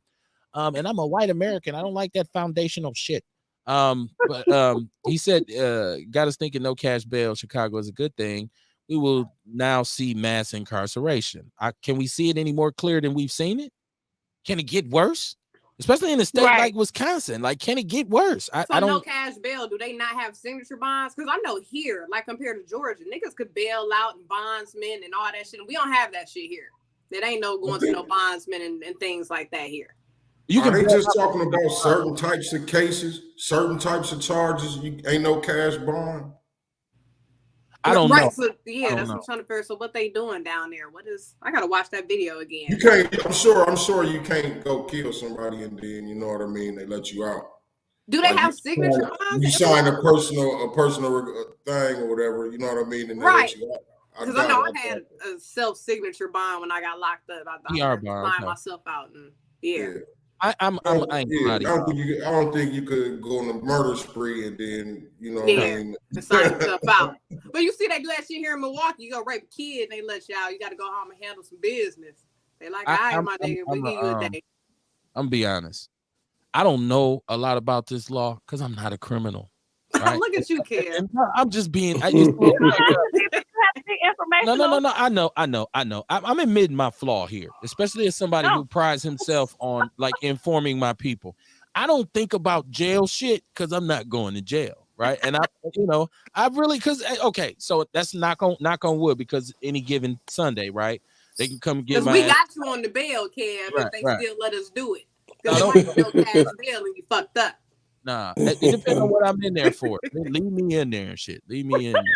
If I'm in there, like, well, because if you get caught with some kids or some shit, yeah, your ass don't need to get out. We'll leave you in there, Kev. But we're gonna do a campaign to get you out free kids. All the time that's doing stuff for kids. I know. And the justice system, and put them right in the neighborhood, right by the school. The justice system is flawed. But this is saying for misdemeanors and non-violent felonies. So that's really some bullshit, folks. And now y'all just gonna force me to stay in jail on some bullshit? So this brother, Marchoncino, he says they'll upcharge. Listen, call in if you know the details of this Chicago thing. Because like I said, I usually keep when I hear prison, I usually go to what they talking about over there. I'm gonna go, y'all talking about weed? Okay, what y'all talking about? Like I usually stay on some shit that ain't got nothing to do with being locked up. So I know it's bad. It's bad. Yeah, you should call in, Sino. He said, come on, Kev. Look, I'm admitting it. I don't know. I read about this law. And it didn't make sense to me because on one hand, they were saying it's going to be a purge, right? And they were going to let out at a certain let out all these violent, savage criminals. And then I was like, okay, I don't understand how no cash bail connects to this. So I think that's one of them campaign smears. You know how they be doing the motherfucker like so-and-so wants no cash bail. How he was talking about Mandela here. He wants no cash bail here. Mandela Barnes. Yeah. But they saying they can still enforce bail for violent felonies, sex offenses, and witness tampering. So I'm not understanding. So we're gonna make a bail for the real fucked up shit. For the little shit, it ain't no bail. So what? Do I get to sign myself out, or do that mean I gotta stay here in detention? No, I think you gotta stay. I think you really would have to stay. Like I said, you can't murder a motherfucker and then get right out. No, but that's what it's saying. It's saying people with misdemeanors and shit don't get no bail, but the people with the violent felonies do get a bail. That shit backwards as fuck. We got Carl Gruber. One call. That's all. Let's get him on the show so he can break this shit down. I'm not understanding. They was talking about it on the Breakfast Club. And somebody called in and kind of broke it down, was saying it's for people. They were saying, I guess in Illinois, there's a lot of black youth in like Cook County and you got to stay in there until you go before a judge. But it's some people that's been in there a year that ain't even went before a judge yet, and they can't get out because there's no bail. Like I seen a video, it was a boy 17. He seemed a little delayed in the head. Said he was in there for 3 months from stealing out of Walmart. They asked him like how much his bail was or something like that. It was like $80 or something. So like other inmates was trying to scrape up money out they accounts. Like, man, here, see if we can call your mama and tell her how to get this money to come get you out. You know, but you know what? So basically all those people would just get out. That's what it's saying. So because the jails are too clogged up. So for petty crimes, we just gonna let y'all ass out and we'll see y'all soon, niggas. Yeah, it's a lot of shit a motherfucker really don't need to be locked up for. Right. Thank you, Kamar, because that's what I was going to say. This is why they call me the world-class smartass, because as soon as you said that, I'm like, your ass shouldn't have been stealing from Walmart. That's the first thing I said. God damn it, Kim. I mean, that's how I seen it. And then I wondered, damn, your mama don't want to bail you out. How many times you done fucked up? Right. Well, the fact that all of them inmates together didn't have $80 is a little upsetting too. Like, God damn. Like, when I went to jail, it was a lot of chicks in there that was in there, and their bail was like $150, $200, and they had been in there for months when I was in Georgia. Like, motherfuckers be broke. We be poor. I went. Afford the extra $200 for your ass. I done seen that a few times, man. Motherfuckers in jail can't get out without a $150 bail or something. Right. The one time I went, I'm gonna be honest. The one time I went, I called my brother and I was in the fret, like, dude, you got to come down here and get me out this motherfucker, man. They got me in the county. He like, what? They got you. I said, well, I'm in the booking room. He said, for real? What's your bail? I said, $150. Go downstairs in my room and look in that shoebox. I got like $500 down there. He said, man, shit, you straight. I see you in the morning. You'll be out in the morning. Your bill ain't but $150. And he left my ass down there. Yeah, because a lot of the time you got a $150 bill. A lot of the time they give you one of them signature bonds. They gave me a PR the next day after they tortured me and made me sit all night. Right. Damn. I had less. Calm down, little nigga. Right. You don't understand when you go to sleep, nigga. I had less than a gram. I had less than a gram of weed, and they took me all the way downtown and put me in the booking room. And I'm sitting in there. I had less than a gram. And I'm sitting around like, what you in here for? Man, I did call me with 9 pounds. 9 pounds? Hey, guard, I'm not supposed to be here. But there was no recidivism on that because that was 1995. I never went back. I never went back. I'm proud of you, Pierre. Nah, I'm proud of myself. 9 pounds shouldn't have been in there either. It's just weed. Well, yeah, but shit, at least his was more justified than my goddamn less than a gram. Like, right. And true. I feel like they kept me in there because I didn't talk about the cats who I was with. They kept asking me about who these dudes was because my partners was involved in some other shit. And I really didn't know. I was more upset. Like, dude, I still got my college ID on me. What the fuck you bring me down here for? It's like a bud. I couldn't even roll a whole blunt, right? It would have had to been back in the days. We didn't roll cigarillos. So if you had to roll a cigarillo, it's like you got a short sack, man. So who is this? Shout out to Ruthie McMurtry. I'm sorry, y'all. I'm a little bit literate and a little bit illiterate at the same time. Milwaukee County does that to black men. They do. Milwaukee is in the state of Wisconsin is 86% white. They are cold on the Negro, and they known to be so. I ain't mean for that to rhyme. I really didn't. But historically, man, it's been a rough climb for us up in this state, man. And this is the sad part about us being so asleep and so comatose is that we're still facing a lot of the issues that we faced forever, and we're not doing anything about it.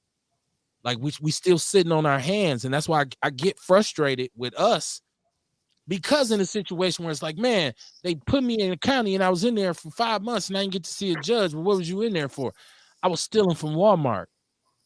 Okay. Why did you stop knocking stealing from Walmart? Because when I worked at Walmart, everybody was stealing. One day, that's true. Look, that's how I caught my little felony. I was working there stealing all the gift cards. But then all the niggas was back stealing TVs. And 7 people got arrested that day. We was like, damn. Everybody just in this bitch. They was building cases on y'all. They was waiting until y'all hit that threshold where they could hit y'all with a you go out on the limb and say you worked at Midtown Walmart because they had to close that shit down because right. Like, we gotta close the store. We're not even making a profit no more because you. Yeah, I mean, when I quit after I didn't quit clearly, but when I left, it was people calling me asking how to do what I was doing because niggas still wanted. They didn't get a chance to do it. They like, hey man, how was you doing what you did? I'm thinking I might not write that letter for you. I'm thinking I had to rescind that shit. I am reformed, Kev. Don't be like that. Oh my God. Because when I run, they're gonna be like, he signed a character reference letter for a known scammer, Courtney Francois. Right. And the juice lady. I'm gonna be I asked up on the commercial like The swipe queen. do my breath carpet. I didn't know where the shit came from. I don't know. Welfare. What the fuck is welfare? Oh my God. So he didn't know, West Hall didn't know that he was scamming for the welfare stuff. He didn't know that he was making a scam for that. He's saying he didn't, but he knew it because remember they showed him text messages. Will they find out where he asked him in the text messages. He said, "Will anybody be able to find out where this money coming from?" That's true. That's true. So there goes that defense. So I said that motherfucker he going to jail if you go to jail for that shit. I don't think he's going to jail. I don't either. He ain't going to jail. I'm here to tell America, don't ever be surprised when a white dude get off for blue collar crime. I mean, that's what it's gonna be. Especially if he go to court in Mississippi, he is a icon in the state of Mississippi. Them white dudes, them white judges gonna be like, Brett, that's a great American. He was trying to do for them girls playing that volleyball. They ain't going to jail down there. If he was going in Wisconsin because it's election year, hell yeah, his ass would be in the House of Correction. With ain't no federal crime. That's why he went back to Mississippi. Yeah, that's where he committed the crime. He couldn't fuck with this Wisconsin money. No, Brett. No, we don't even like volleyball. No. Out of here. Put in on this new youth prison. If anything, they probably give him work release. Some motherfucking weird. Ruth McMurtry said he going to jail. We'll see. And if he do, I mean, so what's good for the goose is good for the gander. I mean, he need to go to jail, man. Everybody need to go to jail. What we got in the neighborhood? Everybody, wait a minute. We got that little phrase in our neighborhood. You said, man, go and do your time. Right, go on, you did crime. Do the motherfucking time, man. Do that little time, man. Go knock that shit out. Right. Don't be like that, Brett. They gave me 12 years. Hey, man, I see you. I'm gonna look out for your wife while you gone, right? Like, look, we all did this motherfucking time for the PPP loans and shit, and we didn't actually plan on paying our loans back. They like, niggas, nope. Oh, go to jail. I got a couple partners who where he at? I didn't know he was even locked up. His ass in there for that PPP. Right. They came and got him quiet. They extended the amount of time that they gonna investigate those too. They just had passed something that extended. I think 10 years now. I think they're about to dedicate to looking into those. Look, if niggas out here trying to pay their loans back, they like, don't. Man, that's fucked up for some motherfuckers in 10 years, boy. They forgot all about that money. Right. Look, damn, I'm gonna need that letter like this week. Ain't no paying back. I'm gonna need that letter soon. I'm gonna need to talk to your former manager at Walmart to be like, how much was the electronics department short exactly? Look, I used to get the little gift cards, and I'll put how much could don't tell on yourself. Don't tell on yourself, Courtney. We not even the court is over now. Well, you don't never know. Feds is listening. Double whammies and shit. Reinvented some shit. Oh, Mr. Outlaw Radio. Double Jeopardy. They made a whole movie about it. Y'all already did my shit. You can't get me now. Just stay fresh as hell, Courtney. Yeah, man. Just stay fresh as hell if the feds looking. Here's the thing, though. Kamar, you said that, and black people, we say that all the time. Foundational black Americans, we say the feds. But check this out. They looking at you even if you ain't a criminal. If you black, they got their eyes on you anyways. We just seen where they're coming out saying they were surveilling Aretha Franklin for what, 30 years, 40 years? I mean, Aretha, especially when she got older, you look at Aretha, you say she ain't doing shit. Like it would, and I'm not trying to, they but like just in older, case. she was sick, but she had a track record of working with Martin Luther King, and she had offered to bail out Angela Davis and this kind of thing. She was involved in the movement. Oh yeah. And if you listen that's why she made the album Young, Gifted, and Black and all this kind of stuff. It was protest music. It's very controversial, not viewful. controversial at the same time. Back then. So yeah, but they followed her, man. So I mean, I'll tell you like this: say the wrong shit on this book or on that phone, and the motherfuckers, you look and pull off the next day like, who is this behind me? Motherfucker ride past you, look at you like, yeah, keep it up. Exactly. You gotta be careful. They came and got me for that PPP. I can't be supporting too many people or doing things. Got to stay low, kid, or they be like, oh, here she goes trying to make noise and be noticed. Let's get her. Man, you ain't gotta say nothing now. Just be Googling too much shit. Right. And with that Patriot Act. You know, after that 9/11 shit happened, it gave them permission to watch everybody. So yeah, but it's the first, I guess it's the first 8 minutes of a call, I think, and that was what your boy Barry Obama was. He was loving that. Like, yes, I think that's a good idea. Yeah. But yeah, listen, Kamar, I don't know if you were on Outlaw Radio yet. This was years and years ago. We were on here talking cash shit, and we made a joke about what's the president of Korea? What's his name? Jong-il. We did some Kim Jong jokes. My whole shit shut down. Computer, everything. It was crazy as hell. My brother was sitting here like, I'm getting the fuck up out of here. I'm like, what you doing? No, you good, Mr. Mayor, Chocolate City. They watch us all the time. They watch everything. He said, you don't need my help. You an outlaw. I was like, ain't that a bitch? They watch everything. Just like they put up these towers. Yeah. They putting up those towers. Look, we live on this. This is everything now. This is, look, our bank information, your emails, your spending habits. I mean, now everybody putting those all of that. Everybody putting them rings on their house. That's catching everything. That's surveillance right there. Yeah. You surveilling the whole block. And then to top it off, you putting your spit in the envelope, sending it to Ancestry.com, and they done been sold to a large investment group. Can you say Illuminati? I say people say Illuminati. And then when women have babies, when women have babies at the hospital, they sell every part of the woman's system in the hospital. They don't throw nothing away. Oh, what do they put the placenta? Hold on. They in your hair. You ever heard of placenta? They use everything. Yeah. What hair products contain placenta? You gotta go in the hair store. Something that say what? You gotta go in the hair store. It's something that say placenta. I mean, like they understand aborted babies. Yes, everything. Yeah. My shit's placenta free. I still use Blue Magic. Still use Blue Magic. Oh, I got me some Blue Magic. You got to. Yeah. When one of my kids was born, we did what was called a Lotus Birth. Hold on, Rail. Say that again, Beauty. When they made the movie Get Out, that was just an eye opener. Okay. It's a goofy ass movie to me. I thought it was weird. Not for real. Real, what was you trying? You said your baby what? Oh, I said when one of my children was born, we did what's called a Lotus Birth, where you don't separate the child from the placenta until it stops beating.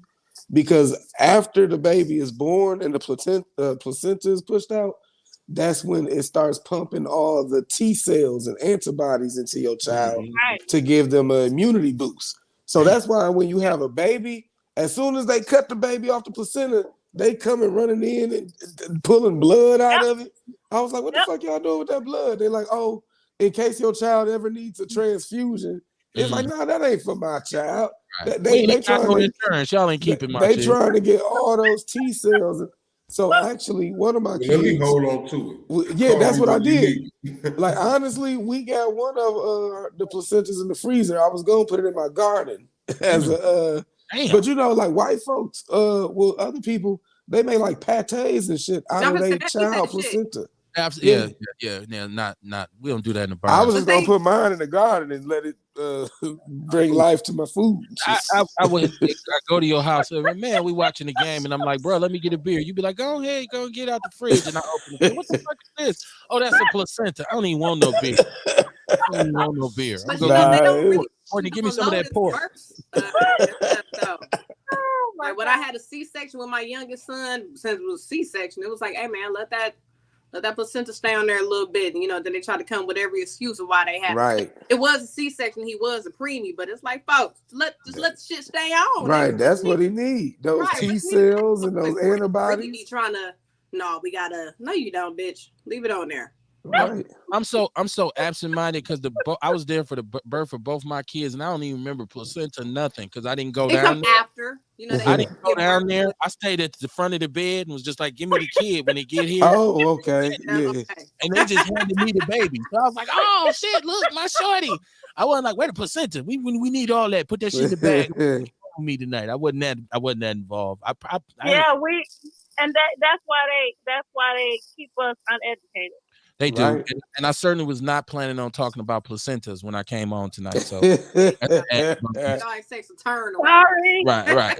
That's why doulas. Right. That's why doulas and midwives are really important because people don't know this information, and even the ones that do, they don't feel confident enough to advocate for themselves. Yeah. So it's a lot of shit. Like your child is being assaulted as soon as he comes into this world. Yeah. They wiping the mucus off of them. That's actually a protective barrier of to keep the bacteria away. They shine that bright ass light in their eyes. Your child is assaulted, and a lot of times with epidurals, your child is born into this world high. So they like, oh, they so relaxed and sleep. No, that child high. Not a bad way to get here though. Because you got an epidural. It's about to get rough on your ass as soon as you know what's going on. So it ain't that bad to come in high and be like, it ain't that bad. There's a lot going on. They snatch you out the vagina by your neck. I commend my lady for doing it all natural. I mean, she did what a lot of women ain't doing these days. You know what I'm saying? So yeah. I commend women for giving birth. I don't care how they do it. Right. Men, it'd be 2 niggas left on earth. Because I'm not. I'd be like, watch no what you way. say, Kev. I would have all kinds of shots. Say that again. Watch what you say, because they're giving transgenders these sex changes. Watch how you say them niggas do it. Ain't the same argument. Let them niggas do it. Right. That's on you. You want to be a pioneer? You go ahead, player. Go ahead. All right. Yeah, no, you go That's ahead. That's what y'all good for. Right. Yeah. Oh, I should have said that. Kamar, you are crazy. Dre said Ring. Shout out to Dre. He said Ring gives all your info to police upon request without your knowledge. Well, you know, it gotta be. This is what people walk around. Siri trying to high side. Siri, turn on the TV. I ain't no goddamn Siri here. Ain't no right. I ain't doing turn that up. Nah, we ain't doing no Alexa. Alexa started talking to my mom a couple months ago. You know, she said they were sitting there chilling in the living room, and Alexa just came on and was like, "Are you scared, punk?"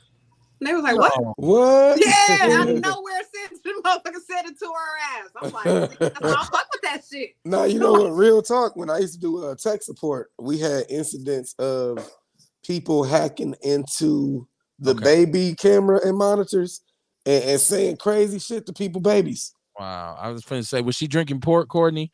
That should have make you do that. Last Friday, somebody was talking to me. I didn't know. I said, "Who the fuck is that? You can't even." This port. This is my shit.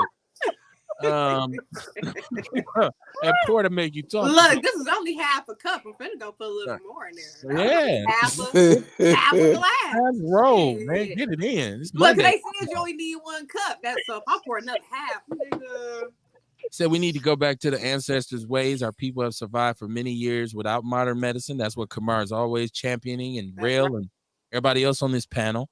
That's why I deal. If you listen to the show, we always have a lot of holistic people. Kamar makes sure he bring his community in and let them represent with their products. And I ain't against it. I ain't against it at all. I mean, you know, anything that's gonna benefit us, I'm with. I'm not an enemy of my people. I'm a lover of my people. Sino said, and because we don't have that, that is how we are enslaved. We don't have that knowledge. They stripped us of that. Absolutely. Indoctrination process. We talk about the indoctrination process.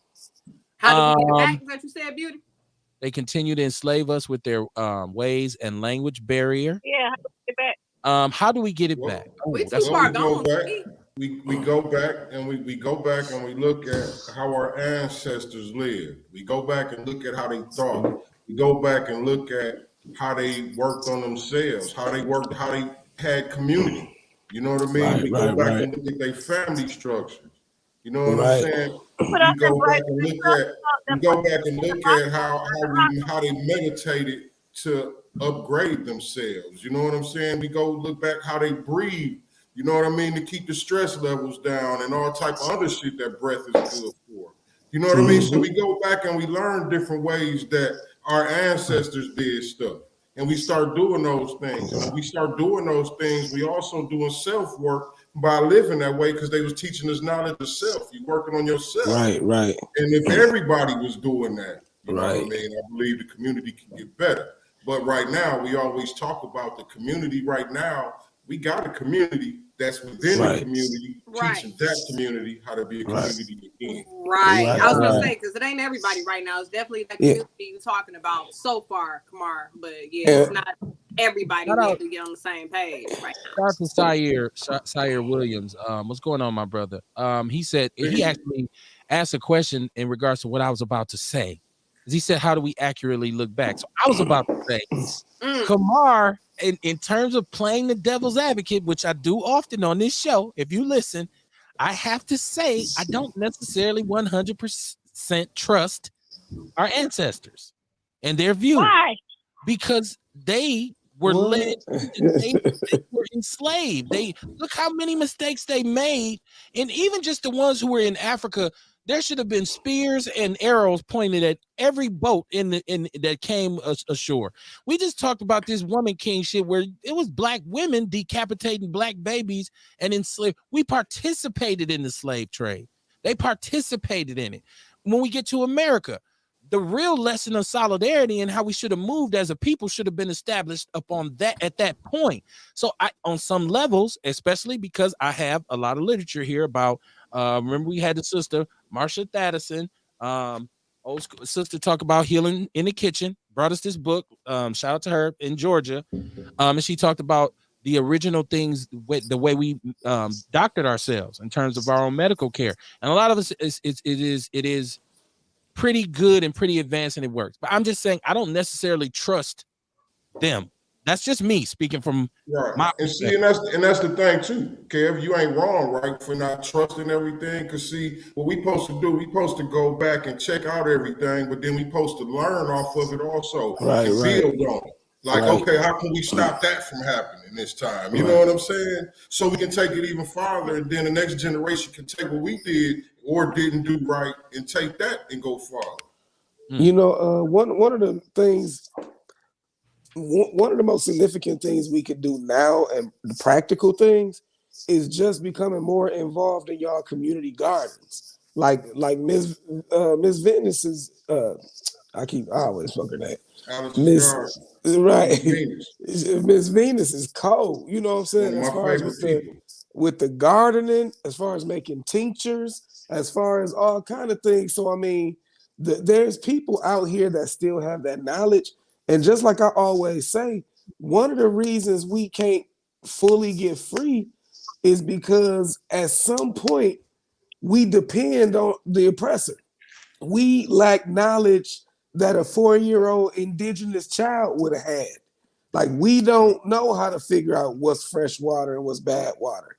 Most of us don't know what plants to eat or how to use the stars and navigate or look at trees and see which direction the moss is growing in. Just simple shit that they used to teach Boy Scouts. Like, you know, that's one thing we can do is just, like, I'm big on agriculture because you can't fully separate yourself until you can produce for yourself.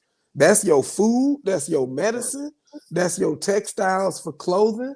And one thing we can do right now is get a farmer's almanac and get more involved in y'all community gardens during the summer. Start your own garden. Black Farmer's Almanac? Benjamin Banneker invented the almanac. He was black. So it's black. It's black. Hey, look, and that's something else too. Like we talk about, what can we learn from our past to make us great now?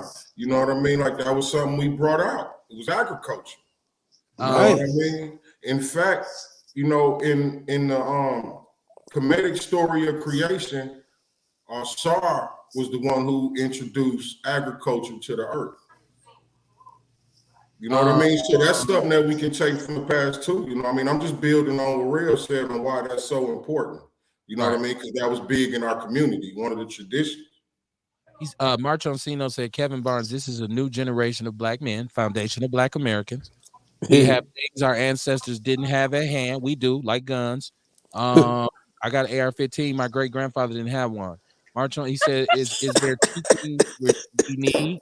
There is teaching. We do need teaching. Of course we do. My people are ruined for a lack of knowledge." And he said facts about the farmers market. He also agreed with you, Kamar. He said, "You witch doctor, you speaking the correct language. Now we need the masses." Once again, this is where I come off the rails at.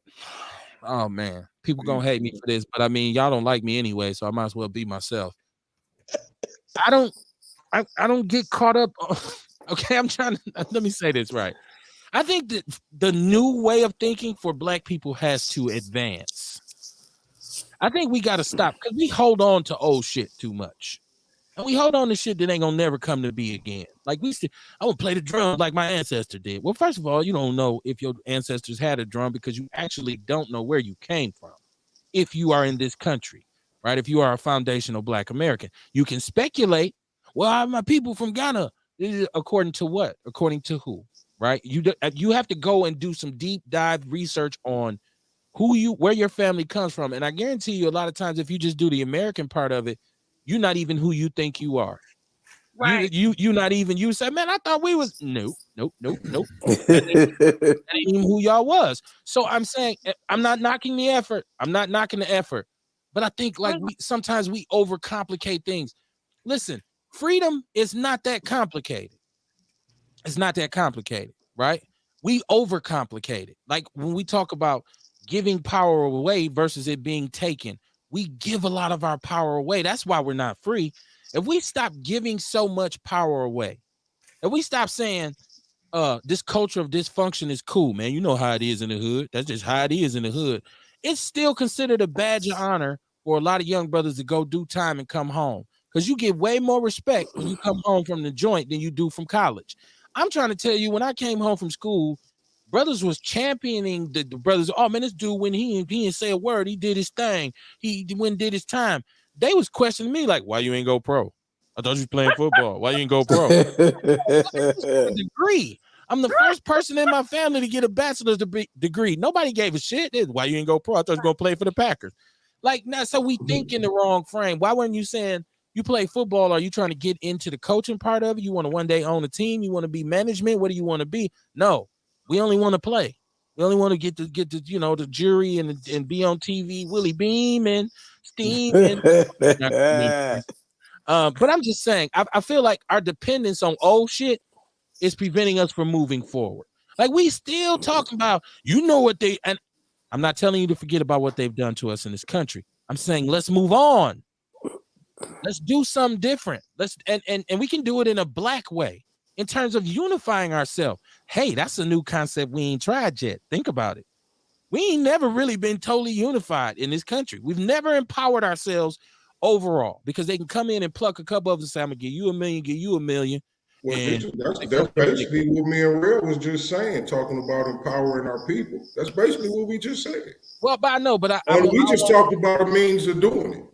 I know, but when we start talking about in a certain way, it drives certain people away from it. Come on, right. That's what I'm saying. Hold on. We was actually talking. We was answering a question that she asked, and she asked, "What could we get from the past, or how can we use that now?"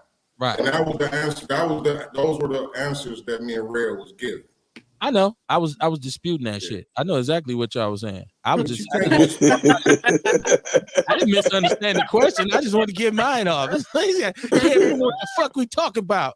No, I know. But what you're saying is we need to leave it alone. And she's saying that how can we use it? Right. I'm saying we don't need to use it. I'm saying we need to move on and find new ways. We need to find a better way because it ain't working. We don't agree to disagree on this. Well, structurally and intellectually, there's a different way. We don't agree to disagree on this one. Right, no doubt. Listen, it didn't work. Whatever you say, our ancestors, what did they do that worked?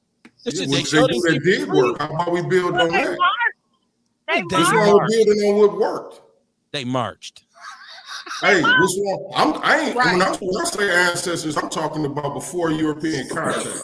I ain't talking about nothing after slavery. They sat in the front of the bus, Rosa Parks. They stopped riding the bus. I'm talking about before slavery. He said, Sino's disagreeing with me too. He said, freedom is complicated when you're a number. We are a profit to them. Okay, I hear you. He said, are you just saying live the American way? Well, first of all, we talk about what's American and who is America. We are America. Black people are we. This is our listen. This is our country. This is if you are foundational Black American. This is everybody else. Just guess. I mean, it's supposed to be our country. This is why I laugh. No, this is why I laugh at white people. I think he's speaking in general though. When he say the American way, he talking about how it is now. Yeah. Like, the way it is now is like the American way. It's like just living and following along with the way shit is going. What I'm saying is the American way is whatever we say it is. That's foundational Black American. I get what you're saying. I'm just saying I think y'all having two different perspectives. Just whatever we say it is. He said the same America that believe you are only 1/3 of a human. See what I'm saying? Once again, that was how long ago? The Constitution no longer says that. But they still believe that. Not say that, but they think that. That's the way we treat it. So I disagree. I know it's coming off real Republicanish, but I have a method to my bad. Oh, and that's what you are, Cav, tonight? A Republican? No, I'm not. I'm never that. we both parties. No. I know. So, but here's the thing. Here's another problem with Black people, though. As soon as you speak against all that roots and kumbaya ass bullshit that they made up to sell us and make us think it's true, one of them say, "Oh, was you with them white folks?" See, we got to be able to think on a different level. Case. Well, because you said Republicans, that means white people in Spanish to me. Stino said when we try and unify, they break us because we have the challenge of overcoming these barriers. I'm not denying. I'm not saying what anybody's saying is not true. What I am saying is it is time to think about this shit and approach it in a different fashion. We've been doing the same shit. We've been doing the same shit for 100 years and they made no traction. No. We so happy. Look, we get happy because they said, guess what? Got a surprise for you, nigga. What? Juneteenth's a holiday. We go. Lord, we done made it. No, everybody didn't say that because I thought. Well, hold on. If we actually look into what Juneteenth Day was, it's a sham. Right. You're talking about some motherfuckers who were still slaves that didn't know they were slaves. And then they should have been pissed. Like, man, this ain't no fucking holiday. You mean to tell us I let this white man hit me with this whip yesterday? I would have killed his ass if I'd have knew this. Right. I'm just saying. But they said, now they tell you, is it a federal holiday? Well, it's a federal holiday, but it's also a city holiday now. Shit, I had to work on Juneteenth. Right, and they made MLK a few blocks longer, so we free. So why haven't we protested against that? Because we enjoy it. Black people just be looking for a day off work. We don't give a fuck. Black people be celebrating St. Patrick's Day. Day off. That's Black people just what? It's a holiday? Shit, we off tomorrow. I'm kidding. I'm going down to the bar. Drink some green beer. That's why I was mad because I wasn't off for Juneteenth. Right. Well, now that city offices will be closed. He said they didn't have the tools to make it work and they didn't think to prepare for taking over the taking of our homeland. That's what I'm saying. So we shouldn't follow the regime's plan. Well, that's just, you know what, real shit? That's just over here in America. Because in Haiti, they actually did use the ancient ways to get their freedom. They did. I mean, it was a lot of it was the slaves that I want to say the British brought over there. British people brought over there from Africa. Hell yeah, they used their knowledge of herbs. Right. They reintroduced them to our spirituality to garner strength and power in facing peril. And they also used the knowledge of herbs to poison a lot of the slave masters back then, which contributed to Haiti being free, which is why they still get shit on today. And then here's you live in Haiti though. And the herbs. That's because free niggas do. That's because no, you don't. You don't want to live in Haiti. Haiti is still rich. Head up, your eye out. They do all of that. I'm talking about the earthquakes and shit. I wouldn't even. I'm just saying that free niggas. I was like, they always got the reason Haiti's so fucked up is because they kicked their ass. And they right. America and everybody else still voluntarily keep their foot on Haiti's neck because they can't afford to ever let Haiti be great because it will be a testament of what you can do when you're willing to fight for your freedom. And he called me. Listen. Hold on. he called me Kevin. Kevin Barnes is my name, not Kevin Gates. He said, "Speak more, brother." No, maybe he's saying, what did he say? Oh, maybe okay. He talking about the real Kevin Gates because he said, Right. What's the approach? Anytime I hear Kevin, I'm like, they talking about me, right? Like he said, not you. Okay, I was gonna say, well, my name Kevin Barnes. What you talking about? We don't all look alike. Be on my guard. Shit. He said, no, casino's going in. I want this brother, man. I'll be glad when this brother calls in because it sounds like he's a profound brother. I'm gonna hang up so he can call in. Oh, I got a call waiting. So if he call in, I was gonna hang up on you anyway. I'm just kidding, beauty. I'm kidding. You know what? That's okay. She said I've been kicked out of better places. No, he said white man holiday and these Negroes accept that shit. We lack knowledge. And he said he wasn't talking about me. He was talking about rail. He said we need you to speak more. I'm just challenge. This is what I do. I challenge black people to break the mold. I'm not going over. We're the party poopers. I don't do Republican or Democrat. We say we poop on both parties because their treatment of us has been egregious in this country. But I challenge black people to think ahead and not backwards. We rely on the past too much. We lean on this. We have a great legacy. We have a deep history.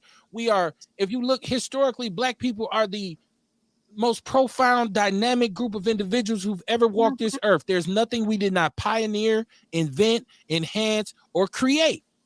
But we also ended up as one of the most broken, disenfranchised, divided people who have lived in the country for a very long time, in which we've been under this system, and there's ways for us to get out of here, and we get out from under it. We haven't jumped into it yet because we're still holding on to some shit from 500 years ago that we don't know nothing about anyways. All the information you get comes from the oppressor's mouth. And somebody told somebody something. That book had to get cleared or it wouldn't be in your library. So it ain't like you go find the golden grail. Let's say certain stuff. We can't say leave everything behind. Okay. Because if you say we leave everything behind, are you talking about the herbs and stuff? You know what I mean? I done learned about and figured out, and I know I done helped a bunch of people. You know what I'm saying? Right. They so let's changed my say life. certain stuff from the past, maybe the negative stuff, or just learn from the past. Like I said before, learn from the past and build on it, so that bullshit don't happen no more. For the sake of that's to see, and that right there is the blessing and lessons. You know what I'm saying? When you learn the lesson, the blessing is you don't have to go through that shit no more. Right. For the sake of the respect that I have for what you do, Kumar, I will amend my statement in that regard. Just because I respect you. Because normally I'm like, just certain stuff. Because I agree with you saying, like it's a lot of shit to do. No, I'm saying this is what we do on Outlaw Radio. It's a safe space for us to be able to agree and disagree, and sometimes we can learn from each other. That is entirely what we do on the show. So I hear you. You have a very valuable perspective. But what I'm saying to black people, I've said this before, and I know how it sounds, but you got to know where my intention is. Let it go. Get over that shit.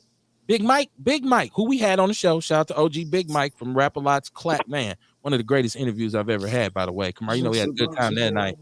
He had a song called Get Over That Shit. Get over that shit. Get over that shit. You play yourself and fall into some more of that shit. That's what he used to say on the show. It's one of my favorite songs. And I feel like black people need to employ that. Yes, they've done us wrong, but let's be real precise and let's be methodical on how we exact our revenge and get what we are owed from this system. I don't see us doing it. We allow them more often than not to come in and keep us divided, because they'll plant a seed. They'll appoint the gatekeepers. How many Sambo Negroes do we have playing gatekeeper right now for Massa? Right? Running, waving their flag. That's and we don't get together and say, shut your ass up. And we getting rid of your ass. We told you out of office with your coon ass. We won't do that. He sure is a good man. There's absolutely no sense in this regime that's been running Milwaukee for the last 20 years. It makes absolutely no sense for there to be no change down there. That means we as a people have failed ourselves because we won't get up off our ass and go down there and vote the motherfuckers out or make demands of them when they ask for our vote. See, that's the new way of thinking. Now, black people politically being aware means when you come ask for my vote, there's an ask I'm going to give you if you want it. When you say, "Hey, come vote for me," what you want to do about reparations? Come vote for me. Oh, what you want to do about this disproportionate conviction rate? We're gonna need you to handle that before you get our vote, and we're gonna They stand got up. mad at Ice Cube when he was trying to tell us to do that shit. Right. They get mad at Cube. Yes. We get mad at anybody who says something. Not like a Magnegro like Kanye who got on a White Lives Matter shirt. I don't know what. Come on, man. Like somebody, please. Did Kanye West? Yeah. I feel like Whatever it's, fuck his name any is. publicity, He a billionaire. good publicity type thing. I feel like that's what they be doing sometimes. Because good publicity, bad publicity, any publicity, matters. I feel like sometimes they be doing this shit just because they know it's gonna get a spark and motherfuckers gonna talk. You know what I'm saying? I'm in Candace Owens with these fucking shirts. They might not even mean the shit. Just because they know it's gonna create a buzz and conversation. It's like, hey, how about we throw these shirts on, fuck the world up? Yeah, and that's what it did. Well, that's like saying nothing is nothing. That's Billy Preston. Nothing from nothing, leave nothing.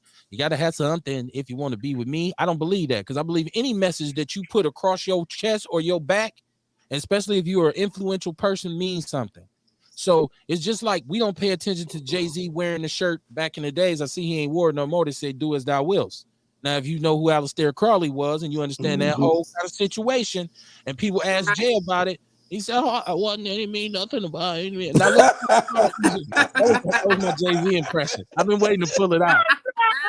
I've been waiting to pull it out. Y'all got to let me know if I should keep it or if I should get rid of it. No, get rid of it. No, okay. I thought I was doing good. You're fantastic. But no, so how much fame has he gotten since he wore that shirt? If Kanye is a billionaire, who was that message meant for? White lives matter too. There ain't no sideways way you can say that. And I was just messing around. And I'm not a Black Lives Matter person because I realized that movement wasn't for us anyway. So this ain't nothing new. He fucks with white bitches. He fucks with. I mean, we know he fucks with the white lives. Like Pimp C again. Right. Know that they fuck with the white lives. Well, I think he's once again, I think he's a tool, and I think after you get so much wealth and your love of that, once again, the love of money. It's not the acquisition of money. But the love of money is the root of all evil. So when you get that money and you say, "I'll do anything to stay in this position," you become what my old Southern relatives used to say, you got a reprobated mind. That's what they say. Right. And I know my wife is upstairs correcting me, like he never say that word right. Never say ultimate sin. Reprobated mind. That's what old folks used to say when you was too far gone. That boy got a reprobated mind. Got a hold of him. No, Black lives do matter. You're right. They do, but not the movement they created wasn't for us. It was just a hidden way to kind of support well, they want to support the LGBTQP. That's what they want. That shit. And that's why they got rid of abortions and all of that, so they could do exactly what they're doing. When these transgenders, they're helping them create something that God did not create. Well, instead of us preparing our future generation to combat them and approach it from a legal perspective and get, Black kids right now, young Blacks should be told you should become an attorney so you can fight this system and get our reparations, because legally it can be done. Instead of that, we teach them how to play a Congo drum and wear a dashiki and celebrate Kwanzaa, which was formulated by a snitch and a well-known government informant. It's Caligula today. It's Kuja. Like I'm sorry, man. I know I'm offending some people, but sometimes the truth hurts. So my father used to say, buy a matching purse, right? Like so, we walk around talking about a Willie Lynch syndrome like that shit's real and it didn't even exist. It's some Black people who hang their whole conversation. What Willie Lynch said in his letter. I'm sitting here like, Negro, he didn't exist. What is? I get what you're talking about. I get the concept, but at least say that. Say, well, I know it ain't real, but it's a hell of a right. But the methods, methods are right. It's a dope ass song. It ain't real. Like I got a story to tell about. Well, they say that's real. I was about to talk about Biggie with a story to tell, but I just found out that was Anthony Mason too, which is a whole different conversation. But that's for my hip hop heads out there. I got one more question. What's that? Why is the Jeffrey Dahmer documentary so important right now? Because it's on Netflix. Yeah, Right, it needs right. to pop up because it came out a couple of years. I'm not gonna say some years ago it came out, and I remember I watched it then. It was a little slightly popular, but this new era of Netflix. It got the little crazy stuff from American Horror Stories or whatever, and he plays a real crazy motherfucker very well. But you see that Life Genesis came out and said he was locked up with Dahmer, and Dahmer was a little homie when they was locked up. Yeah, life. Come on, I think just like the LGBTQ, all that stuff that they got going on. I think they normalizing and all that Neanderthal behavior and shit. That's what I think is Very going on. true. You know what I was the other day? I was thinking how we are so desensitized to motherfucking cannibalism and murder and death and all this other shit. But then we sensitive as motherfuckers making statements and things Right. we're desensitized to fucking death and all this crazy shit. Right. But we sensitive as hell if you say something. Well, we want you canceled, goddamn. Shout out, first of all, shame on. I shouldn't say shout out, shame on. I'm seeing that they're saying gay men. I seen this on Media Takeout, so take it what it's worth. They're saying gay men are like lusting after Jeffrey Dahmer, like he's become somewhat of a sex symbol. I hope that's not true. I don't know because I'm not a member of that community. If you are out there and that's true, just send us a text and say, yeah, that's what's happening. But I've also seen that they're selling off his personal effects now. I mean, like women used to like think Ted Bundy was like hot. You know what I'm saying? Like it might be the same. I don't know what the word they. I know, but that's the whitest shit ever. Because I was thinking of white people. Like I don't think no black women was thinking Ted Bundy was hot. But right. It was like the other night when I said "Go Pack Go." It's like that was some white shit. Man. Right. Because those the only people that's gonna lust over Ted Bundy and shit is a white chick that probably referred to him as hot. So I a lot of black women now. I'm putting them on blast. They always talking about that's a fine ass white boy. So you never know. So be on that shit too. Bundy was right now. It'd be different because we be looking at white boys like, okay, I shit. And you would have died. That's how that goes. That's how he killed so many bitches. Because they were thinking the same thing. Girl, he look good. I'm going with him. That's how the gay dudes was with Dahmer. I'm going home with that. I'm finna hit that. Right, exactly. That was bad. That was a bad joke. Right now, I shouldn't have said that. No, I want because I had so much more on my talking points. Y'all just took I can't get my time back, man. Y'all just took Outlaws just robbed me for my time, right? Because I wanted to talk about a bunch of stuff, but I guess I'll push it to Wednesday. I wanted to talk about Wisconsin, University of Wisconsin. I want to talk about the BET Awards. I want to talk about Trevor Noah. We'll talk about all that stuff, and the gun because I haven't got to talk about this. The gun, and this is for my gun people.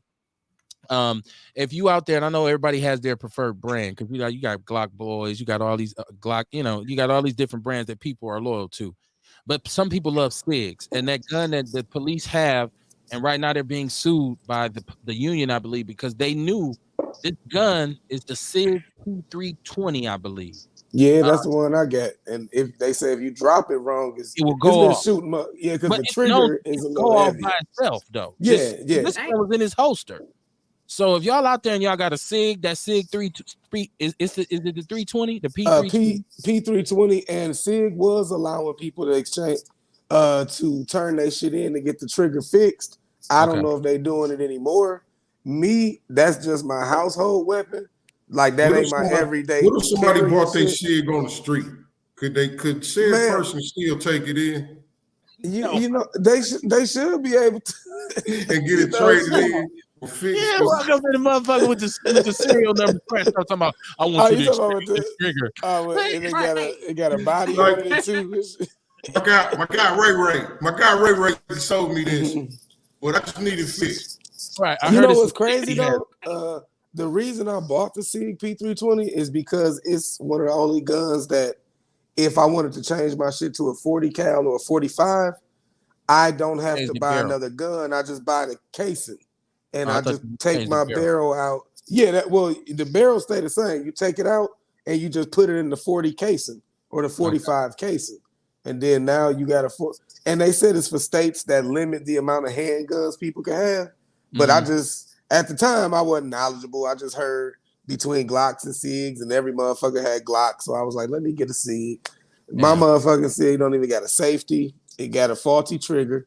So get educated. Get rid of that motherfucker, right? Take that motherfucker back. That motherfucker was like $700 when I bought it too, man. Damn. So yeah, that's what I'm saying. I caught it from Strikers up there on Hampton or some shit. Yeah, and you know that's the police store. Yeah, I know. I've been there many times. But I want to say this too to my firearm people. First of all, secure your firearm, especially if you got children in the house, and especially any gun, but that gun especially if you got that SIG. And so be careful, be aware. Don't be no square. I've never really been partial to the SIGs. I'm a Smith man, and they replaced. I think they actually were carrying the M&Ps, the Smith and Wesson M&Ps, the 40 cals, and they decided to go back to 9s and went with this SIG, the police department. And that's been a couple years ago. So I thought they carried Glocks. I thought the police had Glocks. The police used to carry Glocks back in the day, but there was a shift away from 9mm to 40 cal, and then from 40 cal back. Okay, so it's for my gun people out there, and I don't, once again, I wasn't think I was going to talk about placenta. So we can talk about SIGs and Glocks then. Shit, fuck it. It's all in the game, right? Shit, I'm down. Yeah, placentas and pistols on Wednesday. But no, that's the last conversation I'm gonna have about placentas. I promise you. Listen, Wednesday night we'll be back, right? We'll be back, and there will be a whole bunch more to talk about. But I want to talk about this because I go on record all the time as talking about my hate for the University of Wisconsin-Madison. I hate the Badgers. I'm so happy every time they lose. I don't care what sport they play. It could be tiddlywinks. I want them to lose because it's a racist institution. Why, right? Kev? Why? It's racist as fuck. And they black people go up there and get treated all kinds of ways. And their football coach got fired, and I was happy as hell. I was happy when they was getting blown out in all their games. And the reason why is because if you really look at the logistics of this, you look at Ohio State, you look at Michigan, you look at Purdue, or you look at other Big Ten in Minnesota, there's no limitation on who can play what. When was the last time Wisconsin had a black quarterback? And please don't say Russell Wilson. Please don't say Russell Wilson. Don't say that. That's why you're gonna get. Right. But that's why they ain't shit. And that's why they come out every year and they play non-conference scrubs. They beat up on them, they get highly ranked, and then they get their ass whooped when they play against a team with some black athletes. You say, Kev, but they beat Auburn. Okay. That's one of the years when they happen to have more Negroes, more foundational black American youth on their team than normal. But Madison, by and large, is a very racist place. It's a very racist institution. And I remember years back, and they've been caught doing this twice, where they took the undergrad catalog and photoshopped some black faces on there. Yeah, I remember that shit. The racist fucking university, right? It's like 2%, 3% minority, and probably 60 to 70% of those individuals are athletes. Okay. Damn. So when you talk about their football program, there's a reason there's a ceiling to it. There's a reason, the same reason there's a ceiling to the state of Wisconsin. Because until you free this shit up for everybody can get some, it ain't nothing cracking, right? You have all the states around us are way more progressive than we are, right? You look at Chicago, there's a black power base in Chicago. Minneapolis, there's some progressive black people up there, but that's a little bit more integrated. It always has historically, and there's way more biracial people in the city of Minneapolis than I ever thought I would ever see in one place at the same time. Every other person is light-skinned, right? Because it's so much integrating. You go to Detroit, we talking about the home of Coleman Young, as corrupt as he was, but there's a black power base. Milwaukee doesn't have one, because as soon as we get anything, they come in and they sprinkle a little divisiveness on it, and we separate. But back to Madison. Fuck the University of Wisconsin-Madison. And until they change their ways, and until they embrace diversity how it should be embraced, because I keep hearing y'all talk about diversity, equity, and inclusion, but all you want to talk about is gay people. You want to talk about women. You want to talk about black women. You want to talk about trans women. You don't talk about the black man at all. See, that's what I'm saying. I ain't worried about what happened 50 years ago. I'm worried about what the fuck is happening right now in our country. That becomes my beef. with us as a people, because somebody always got to bring up some old shit. I don't care about that old shit.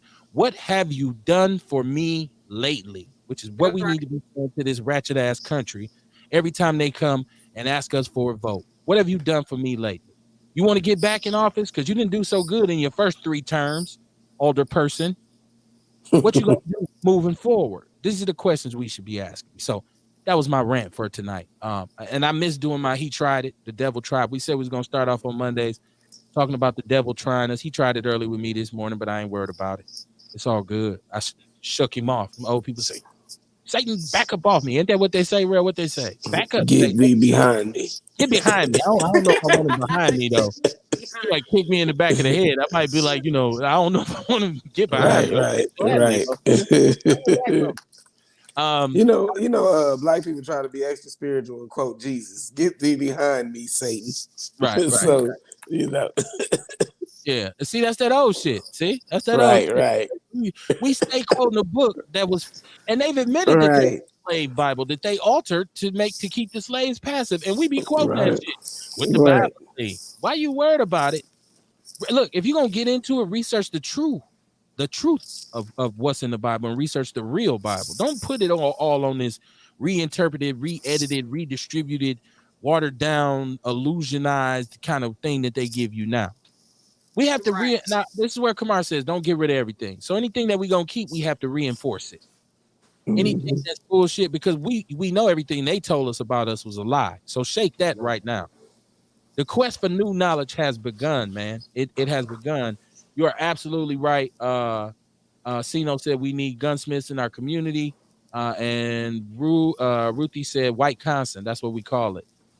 Yeah. So you know what? I just bumped into a black gun store owner, prolific, or Wisconsin Firearms and Transfer or something like that. Prolific Cortez. He also do the firearm training. It's a brother, gun store. That's my spot. Okay, cool. Did he go to King? You know what? I just got cool with him on Facebook because I like to rub elbows with black business owners. And then when I seen we got a black gun shop, I said, "Oh yeah, I'm fucking with you from now on." Yeah, shoot me that locale. I want to go see him too. I want to go for sure. Right, so we can all be on federal films together. Right. I want to be in the movie. Shit. We already on the list, man. You know we is. I want to be in the shit. You can't make the movie without me. I'll be in there walking around too. Look. Oh my God. Oh man, I was finna ask Kamar something. Shit, I just had a Kamar moment because Kamar be like, man, I just lost my train of thought. God damn. I had a question for Kamar about something, but I forget what it was, and I'm looking at my talking points trying to remember. It's almost time for us to get out of here. That's how you can tell it's getting late at night, man. And it's getting time for us to go because I wanted to talk about the youth prison. Oh man, I had so much more stuff I want to talk about, but we'll get into it. We have time. On Wednesday night, we have time. For sure. Anybody got anything special coming up before Wednesday that they want to promote or push? Y'all catch me at the Summer in Phoenix tomorrow. I'll be up there all day tomorrow. I'm just gonna go hang out, set my table up and have a seat. Okay. For sure. Oh, you bringing some greens and cornbread? No, I probably ain't gonna be no greens and cornbread. But like I said, I will mention it next time I do some greens. They got that vegan barbecue spot up in there, so it's greens and cornbread up in there already. Very true. I don't. They got Big Daddy Barbecue down here by my house on the west side. Now I got me a barbecue joint. I ain't got to go far. I will be ribbed up all winter. Shoulder, that ass don't have greasy fingers. I'm trying to, man, with that soggy bread at the bottom. Let me get 2 breads and throw all that sauce on it. Oh my God! He said to sop up the sauce. Like you said, man, yes, right? Lord. I miss that. Now, Courtney, there's your answer. That's how we get big round bellies, right? Right? No, but they be having bellies just round, and then it be hard. It be like that's that lean. It be that's something else. Yeah, it's something else. It's something else. I don't like it. I see you, Shabaka. He said, greetings from Los Angeles. Shout out to Shabaka. I want to thank everybody for tuning into the show, right? Because it's not easy to put up with my bullshit sometimes. I know my co-hosts are celebrities now. Everybody making appearances and getting invited places. Nobody likes me, but it's fine. We're gonna get you out here more, Kev. I'm used to it. I never really had friends. I've never really had friends, so I'm used to it. Like, I'm not even sure my mother always wanted me around. Sometimes she'd be like, just go outside. Just go. You can go wherever you want. I'd be like, really? Yeah, go. Shout out to my daughter in Europe, man. My daughter's studying abroad. She's in England. She's in London. I've been chopping it up with her. It changed our times. Like, I got to call her late at night and stuff like that. And she, and when I'm thinking, I'm going to, send my baby girl a dad is 3 a.m. Like, so, but shout out to her, man. She over there holding it down in Europe, man. Over there with the real. I told her, tell her, you with the real crackers. You got wrong. You with the real OG white people who be like, lock them up. Put them on a boat, and I don't know what they authentic fish and chips. Right, I don't even think they use tartar sauce over there. Yeah, she said that shit was horrible because I asked her that. I said, "You eat fish? It's horrible. They don't season their fish, Dad." I'm like, right. Seasoning salt in London, I guess. I guess she got to get with some of them Africans over there and get some seasoning. But yeah, man. Yeah, man. Shout out to you if you had a tough week, man. Shout out to you. Share the show if you heard some on here you like, you were enlightened by, you were empowered by. We absolutely appreciate that love. If you heard something on here that you was offended by, that you was disgusted by, nobody gives a fuck. I'm just being honest with you. I'm just being honest with you. So make sure you rock with us on Wednesday. We'll be back, man. I'm telling you, the Big Black Sports Show is coming back. I'm getting ready to get my network ramped up. I'm gonna start being friendly to people, though. You got to, yeah. Y'all be surprised, man. My back is. I'm coming around, man. I'm gonna be in traffic pretty soon. Okay. Like, oh shit, we ain't seen him in years. So so we gonna put it out here for people, man. We gonna put it out here. I want to say before we go, man, it's very important that you understand both sides of the coin. If you only understand one side of the story, you'll never get the truth. It's what I say, what the other person saying in the middle is what really happened, and that's how things normally are. So even if you are convinced of something, you hold something true as a conviction of yours, and you say, I absolutely base my beliefs and my understanding on this, it's nothing wrong with you saying, well, let me look at some other things to see if I can even empower my beliefs by learning something I did not know. Meaning you cannot make your mind up about something before you actually know what's going on. And nowadays the information is there. And I trust and believe and I hope and I pray that one day we will start to utilize all the information that is available to us, because I believe through that is our path to freedom and emancipation as a people, as foundational Black Americans. You have to understand that.